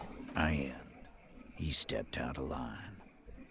He repeats, jaw clamped shut like a vice. What kind of mercenary? The kind that shows up when you start a strike. The experienced kind, too. Had Cohoy and Semenine written all over him. Ex-Oranese Special Forces. Okay. A live grenade. Right here in our bar. This one has a special gripe with him coming here. Okay. Eugene. I can't prove it. But I know he was sent by the Wild Pines. They hire merc shit like that. Story of every strike from here to Samara. Right, but what did he actually do wrong? Wrong? He harassed women, raped one, harassed workers, threatened to kill some as a warning. See, that's what I want more information about that. There's slight unease in him, suddenly.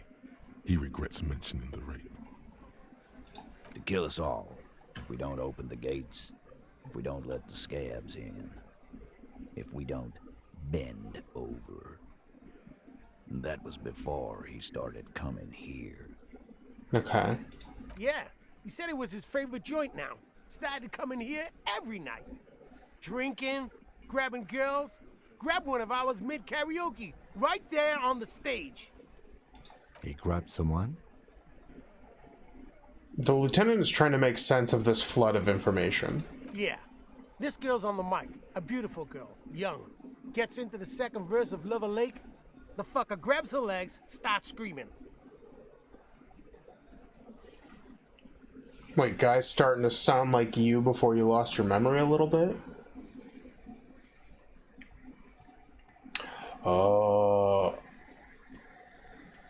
Do you think I'm one of the mercenaries? Because I had that thought too with the dream with myself hanging on the rope. It was a suspicion I had early on, and maybe that's why my memory's gone, is because I can't believe I'd done all this fucked up shit. But all these guys would have recognized me. Or maybe this guy got or they're confusing your actions with his. That actually might be what it is. I think the reason that the guy why in the dream I was addressing myself being hung on that thing was because these guys heard a rumor that I had done something bad, because I did with the person who was on the phone, my character. And they took it out on the random new guy because he's an asshole. So maybe I did start all of this. Show me your cunt. Why don't you show me your cunt? Damn. Then he gets knocked on the head with a wine bottle. Doesn't even fall down. Was this the same girl who was sexually assaulted? Aren't you fucking listening? My man is talking to you. He took care of it. They got the girl out before anything else could happen. Okay. Yeah, me and Eugene got her out. Aren't you fucking listening? Okay, right, but who did he rape then? This is a very serious allegation. No. You're not getting the name. That's a Martinez matter. I'm not discussing it with you clowns. I was really hoping that information would get revealed. Despite the stonewalling, you can slip one more question in.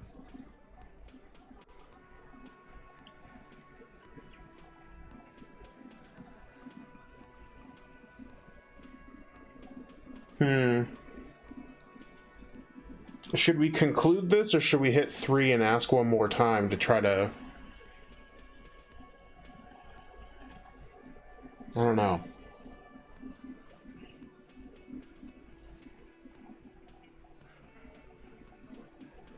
We need a name. Yeah. I'm gonna ask one last time. Who did the dead man rape? Titus, do not answer. You have been forthcoming enough. Fuck off, Carl.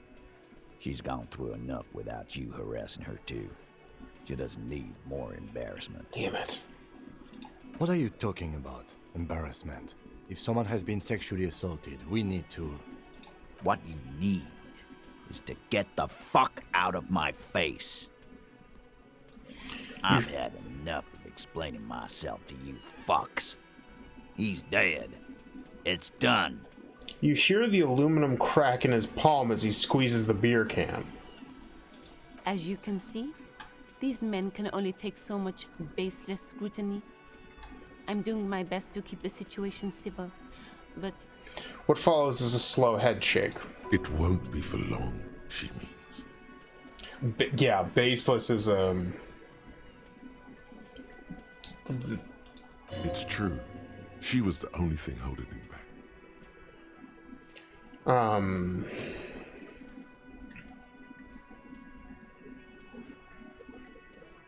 Yeah, I already know how he killed him. They hung him up. So what are you gonna do now? Nothing. Your investigation here is done. Leave Martinez, go back to your stations where you belong. That's not how this is gonna work, Chief. I think we're going to stick around, thanks. Some things don't add up here, Titus. The lieutenant closes his notebook. I've done this job for long enough to know that people don't just confess to first-degree murder, even if it is a group responsibility. We're going to look into this. Good luck with that. You've heard everything a rent-a-cop is gonna hear from us, real law officials.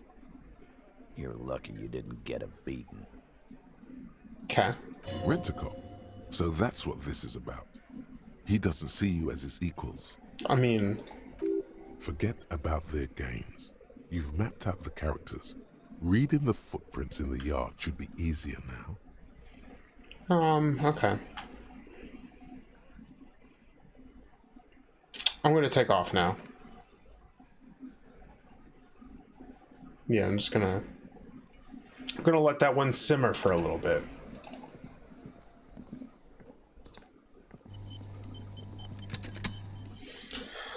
Whew. Man, this is, No.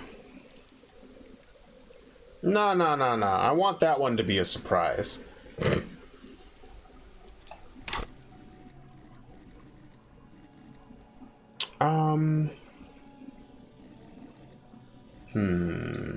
Let's level up. Let's just go down the line. Alright. Prove your authority. No, we already failed that one.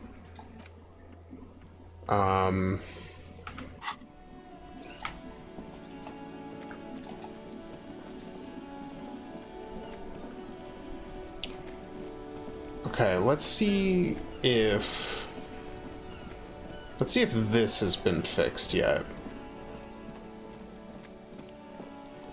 Nah, it seems still broken. A rusting control panel with loose wires dangling out from the hole where an indicator light used to be, and a mechanical lever sitting in the middle. This panel usually closes the water lock, turning it into a bridge that lets you cross the canal. But there's a crashed salmon and butter sign in the way. Pulling the lever probably won't do anything.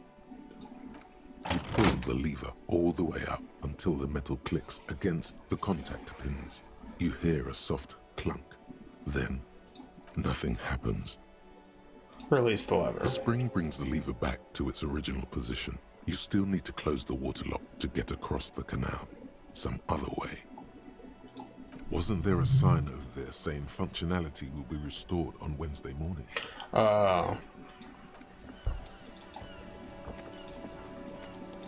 So yeah, we'll have to wait for that day. Alright, so...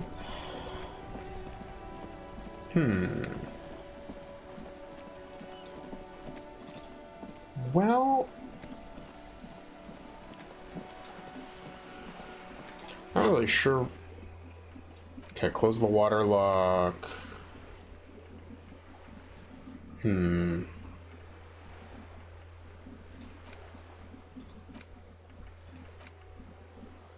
else has unauthorized access to the whirling trash? Find this person. You know who tampered with the scene. Oh, the scene. We can better analyze the footprints now that we've seen a whole gaggle of them. There we go. There are several footprints in the mud, left by work boots. Anywhere from 6 to 12 pairs have walked here. Well, still not doing it. You're bad at this. Why is this so complicated? I keep failing. Maybe you keep failing because you suck. Alright.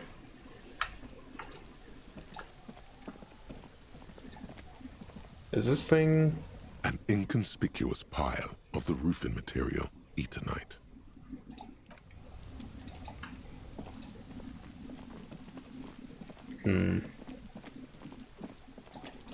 We've already looked in the trash. Hmm.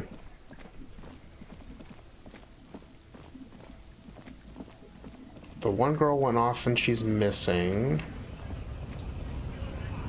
Maybe he's got something new to say? Right to work! Nope. Hmm. Already talked to her. Already been through here.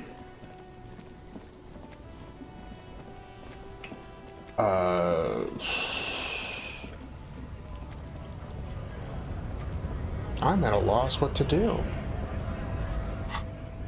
Nope, that was the wrong one. There we go.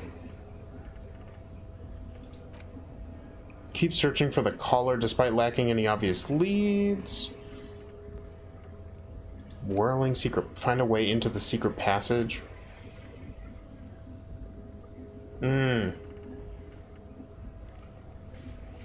Yeah, okay. I like how there's hidden quests. Like, why would I know where that is? I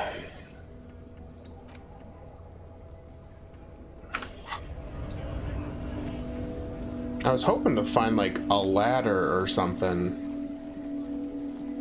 but it's kind of starting to look like I'm gonna need help to get this body down. I really don't want to do that, but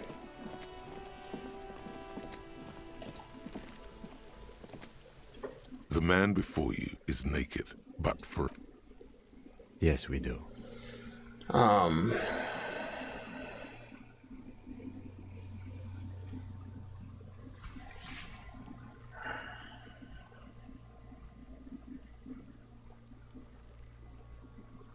As the guys who hung him to bring him down, I have a strong feeling that they're gonna say no.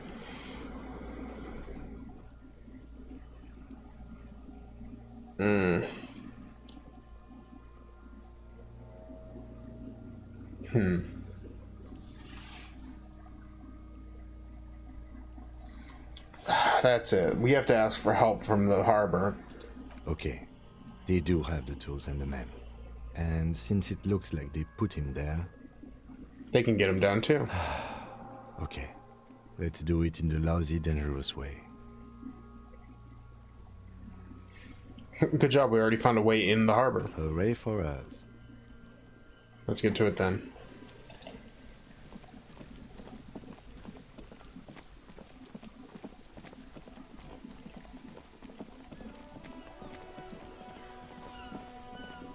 Yeah, like, unless we can get in somehow. Or, like, get an item, but... Or we can shoot him down. That would be the best way.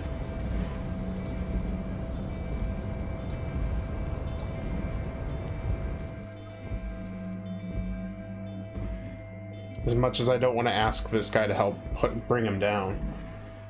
With what gun? I believe Kim has a gun. I think. Does Kim not have a gun? Have I been under the wrong assumption? Would Kim agree to it? I doubt it. He'd be like, are you stupid? No. I'd be like, fair.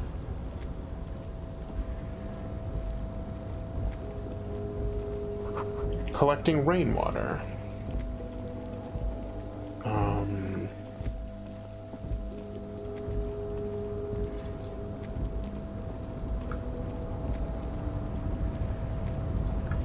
Wish I could get up there.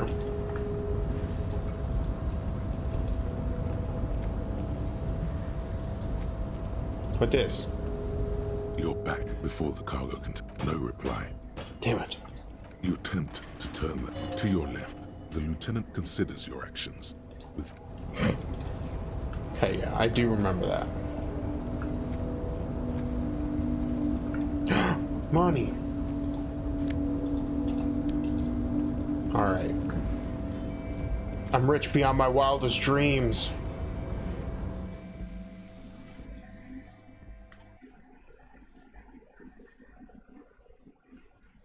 Okay. Ugh, I really don't want to interact with this dude, but might as well. Mr. Dubois, a pleasure as always. You don't have to sit down this time, since you've already sat on that chair. Could you help me get a dead body down from a tree? You might have noticed there's one hanging on a tree behind the hostel cafeteria. Oh my. Don't take this question personally, but why would I get involved in this matter? Mr. Clare, the man was hanged with a cargo belt. A steel-reinforced cargo belt.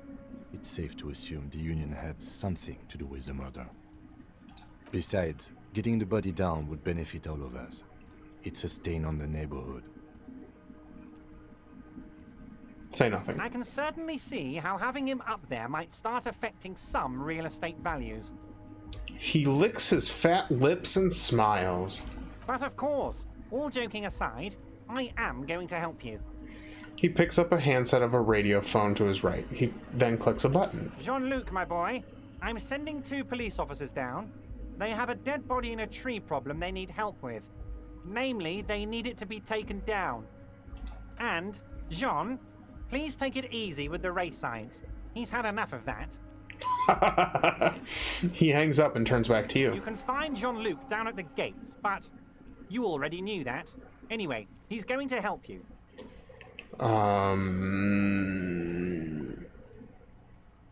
I've just finished investigating the local... What was this guy's stance on the local drug trade again? I've forgotten.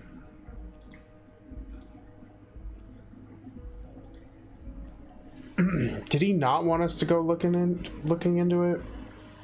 That he wasn't involved? I mean, probably.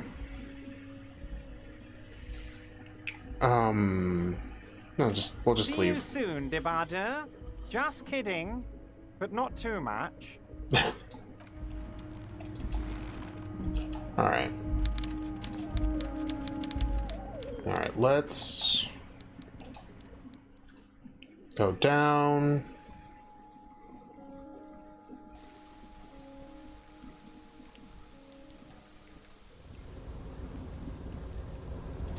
Alright.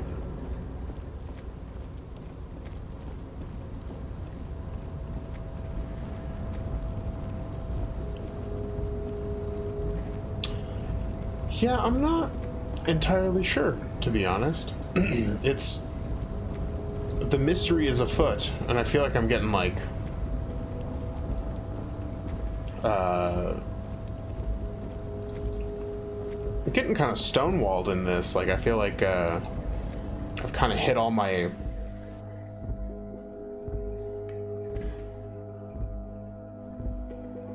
Kind of seems like I have to start doing things that I don't want to do. Like, crooked cop things.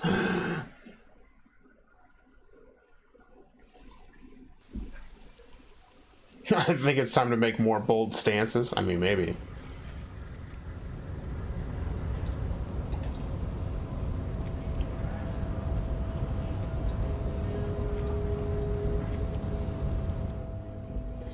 The unpromising race pupil returns. Ever told you to help us get the body down from the tree? So it was. My unpromising race pupil entered the harbor and used my superior to give me orders. I salute your cunning and will remove the body from the tree with my bare hands. Okay. You're so noble, Measurehead. But while I am gone, someone must stand guard on the bridge. That someone needs to be you. Both of you. That would mean you're openly showing the people that you're taking the Union's side.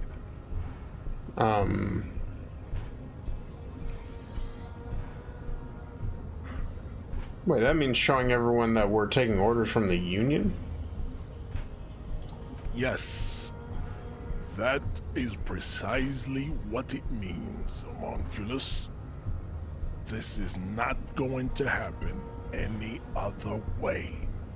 Lieutenant, what if we don't want to do that? This is the comfortable result of not taking it down ourselves. I can live with a compromise.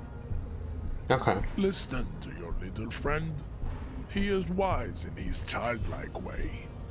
His mysterious race may yet prove fierce competition to my heroic haplogroup.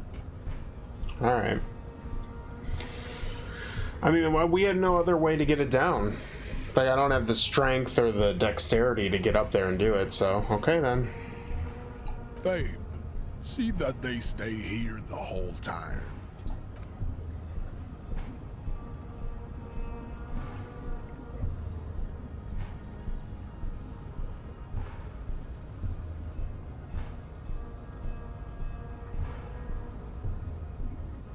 The woman's gaze follows Measurehead as he leaves. Okay. So, you guys are like cops or something? Why are you with me? Yeah, we're the law around here. Cool. I like men with guns and power. I'm Katya, by the way. The woman twirls her hair. You hear that? That sound. He's breaking something. Yeah, Jean-Luc must be really tearing it up over there. I wish I could see it. I also wish I could see it. Look at you! RCM rent-a-cops! Guarding that bridge like Everott's lapdogs! Is this where it's at now? The RCM is for sale! And who are you? What is your business here? Why are your clothes 4 sizes too small for you?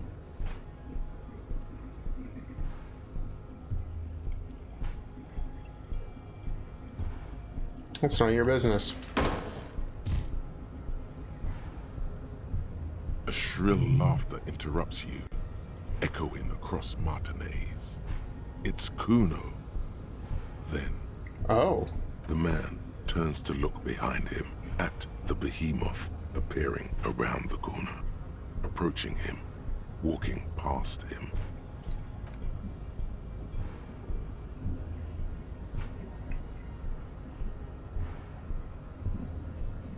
It was all... He's fucking huge. The corpse has been removed from the tree. Stand down and congratulate yourself. You have sided with Ray's victory today. Thank you for your cooperation, Measurehead. Farewell, ham sandwich. You are a Union man from now on. Leave. Yeah.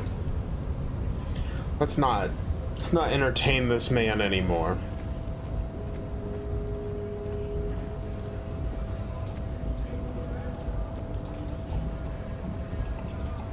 Yes? No, God damn it. There we go. Getting around these really tight spaces is, can be difficult when the camera zoomed in that far.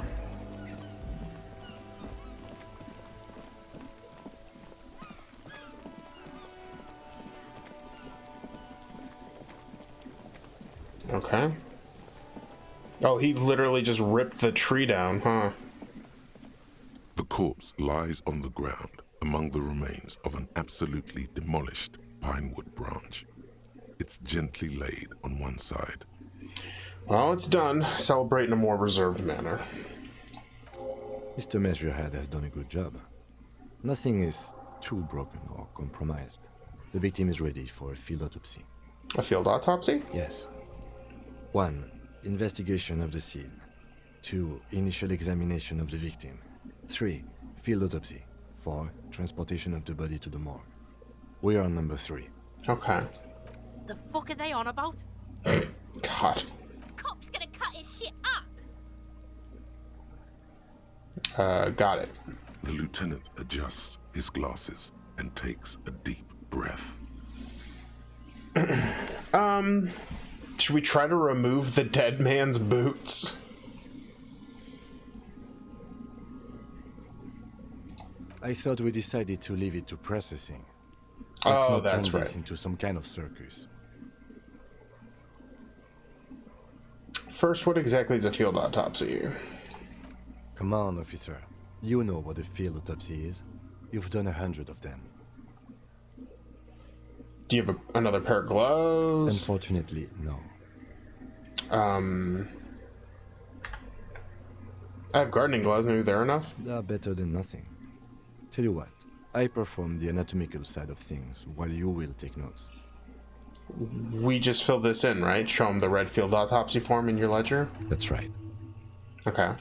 You knew it because you inspected your ledger. The lieutenant is relieved you know the protocol.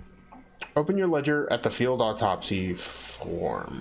The dead man stares in silence as you crack open the ledger. The bright red paper is covered in boxes and lists, describing the condition of his skin and organs in 3 parts. Above those, an 11-field info form needs filling out first. It begins with... Begin. That's you. Harry the boy. The corpse is indifferent to your scribblings, just lies there. The next box says... Coroner's case number... KK57-0803.0815. Alright, we'll write that down. Next. Name? We've heard the nom de guerre. Lely. It's better than nothing. Write it down. Lely, nom de guerre. What's next? Date of birth? Nod. NA. Age? Roughly 50. Right. The corpse looks ageless, like meat on a hook. Teeming with opportunistic microorganisms, letting out a foul-smelling diamine compound. Your eyes turn watery. Race? Mondial. Write it down. The pudgy mess of curdled meat looks neither mondial nor anything other. Sex? Fucky, fucky! The little monster exclaims energetically. Male. Pig's gonna have sex! Right, pig's gonna have sex, right, male? Nor does he look male, with his pregnant belly and indistinguishable face. Date of death? We're still going with March 4th, 51. What else? 9. Body identified by is non-applicable. 10. Case number is the same as the coroner's case. KK 57 0503 0815 listens motionless, with the cargo belt still around his neck. Only 1 box remains. Evidence of treatment? None. At least not after the initial examination. A strange word. Treatment. What exactly is treatment, anyway? Interfering with the body's position or wounds post-mortem. Oh. How did you not know that? Aren't you a cop? You're leaving a weak impression here. Say something sure-handed. What? Don't overdo it. It's okay to be unsure. Agreed. No treatment. A silent nod. The lieutenant places his gloved hand on the corpse's chest, as if in preparation. Your central nervous system recognizes this gesture. It's the stations of the breath. Ecclesiastic, religious in nature, a holdout from pre-DeLorean burial rites. It takes him 2 seconds to perform. Then, somewhere in Jamrock North, a small wood shed behind Rosencrantz Row, Lieutenant Nick Feuerbat puts his hand to the chest of a small corpse, no larger than a monkey. It's raining outside, light drizzle. There is darkness in the shed. Elsewhere yet, an obese female sits in a wicker chair, her silhouette bull-like against the window. Outside, Grand Coudon. The day is turning dim for Sergeant Mac Dawson. Hand extended, he approaches, to make sure she is dead more than anything else. The building is tall, 7 stories wind-wrapped in solitude. Most of the apartments are unoccupied. This was a suicide. The other, an accident. The small one.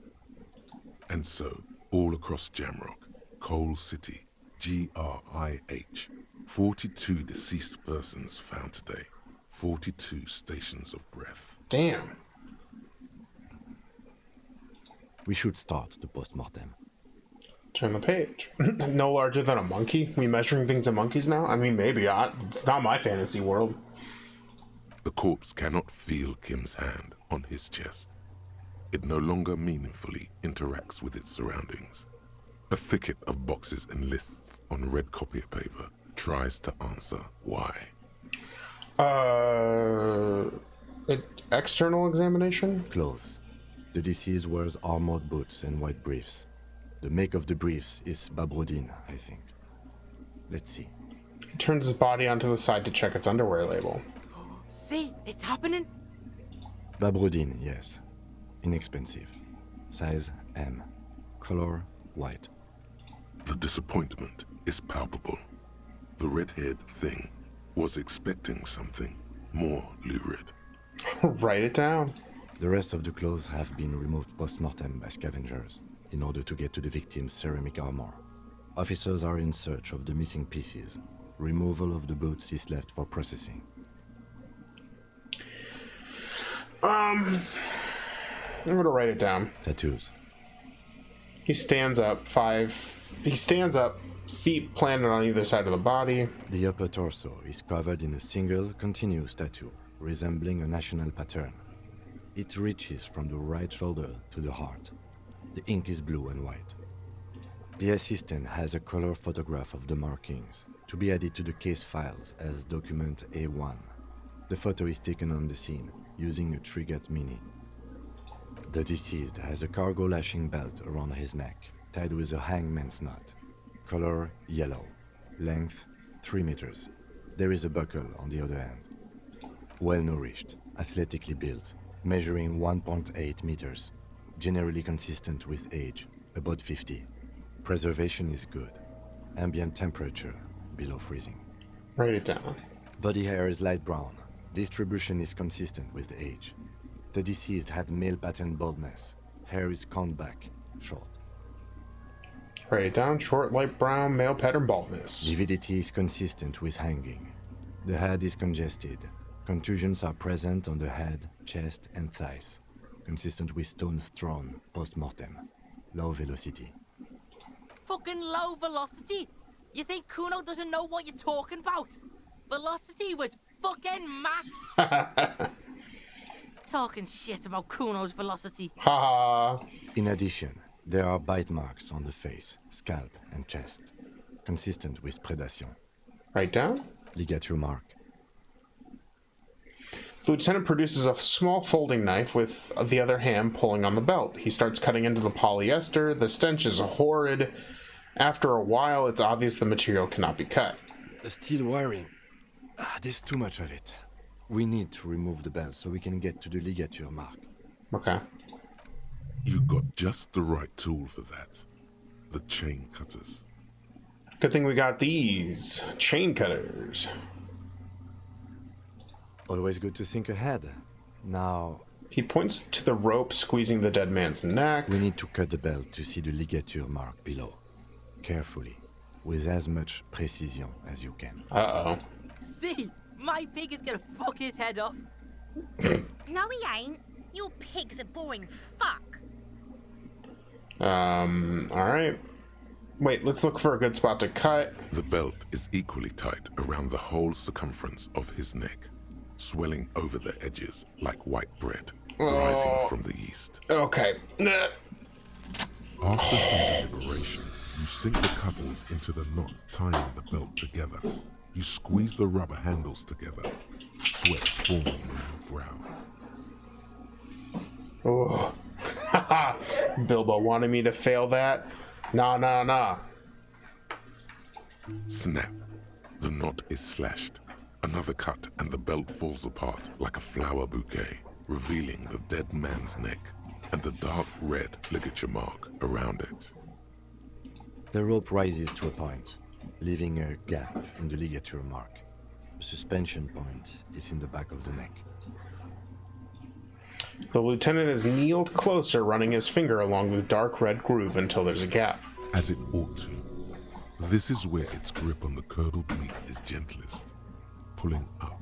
Oh. Hemorrhaging is observed on the skin, above and below the ligature mark. The mark is well pronounced, consistent with a drop from 1 or 1.5 meters. Okay. Chest is intact. Normal contour. Abdomen is protuberant. Pelvis intact. Genitalia... He pulls down the man's underpants. No! Let's get up and see! I fucking knew it! This is clearly what they've been waiting for, ever since the autopsy began. The lieutenant is trying to make it as boring as possible. Nice. Genitalia is male and unremarkable. No evidence of injury.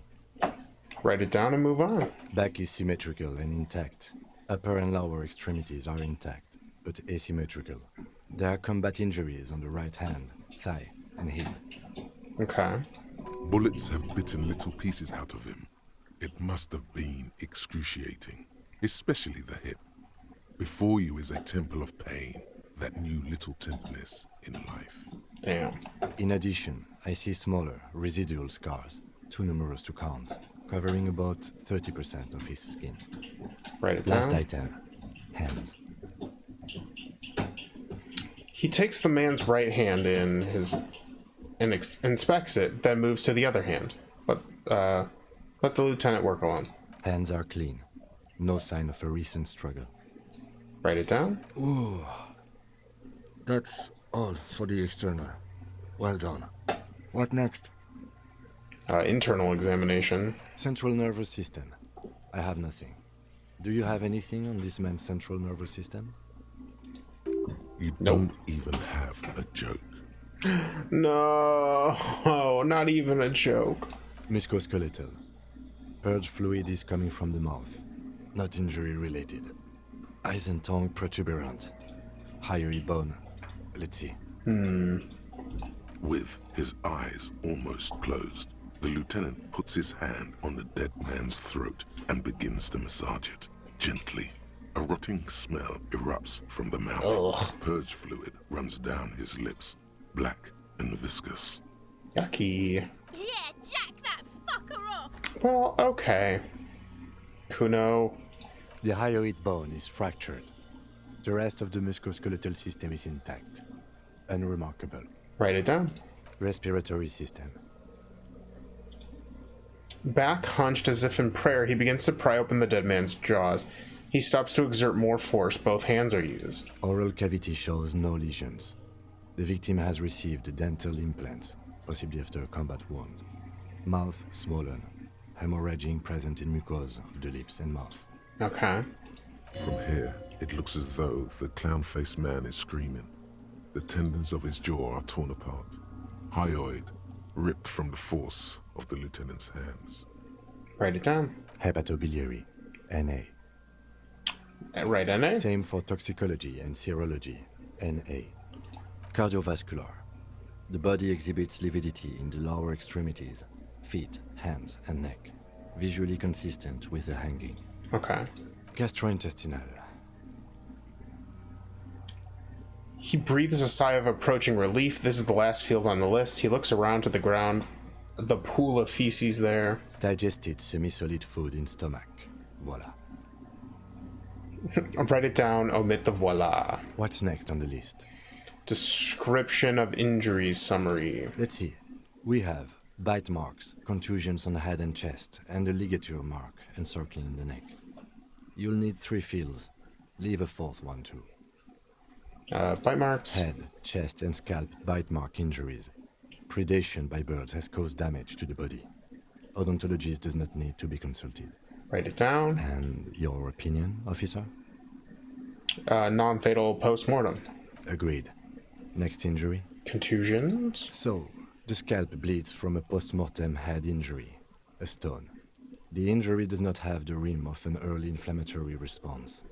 The perpetrator on the scene has confessed to causing it post-mortem. At maximum velocity, fucko! Has confessed to causing it at maximum velocity. The lieutenant's admission has caused great gratitude in Kuna. He is silent with it. Write it down. Coagulated blood sticks to his scalp and chest, where the countless stones have hit the dead man. Beneath, the description of injury. 2 boxes. Non-fatal post-mortem. Right. Next. Ligature mark. A dark red abraded ligature mark encircling the neck, with a gap on the nape measuring, let's say, 7 centimeters. The hyoid bone is fractured, the cervical column intact. I see hemorrhaging on the skin, above and below the ligature mark. Depth of the mark, 1 centimeter. No signs of clawing on the neck. Okay. Below the note, 2 customary boxes wait to be ticked. The man's head jerks to the side. The ring around his neck is visible. Opinion, fatal injury. That's it. We have established cause of death. It's not much, and it leaves much to be questioned. But it's a start. Okay. Let's wrap this up. I pronounce this field autopsy over. What now? I need a copy of that autopsy form. Then I will drive him to Faubourg. Rip out a copy of the autopsy pages. For processing. He looks at the dead man one more time, then at the slip of red paper in his hand, then at the corpse again. He's thinking, did I miss something?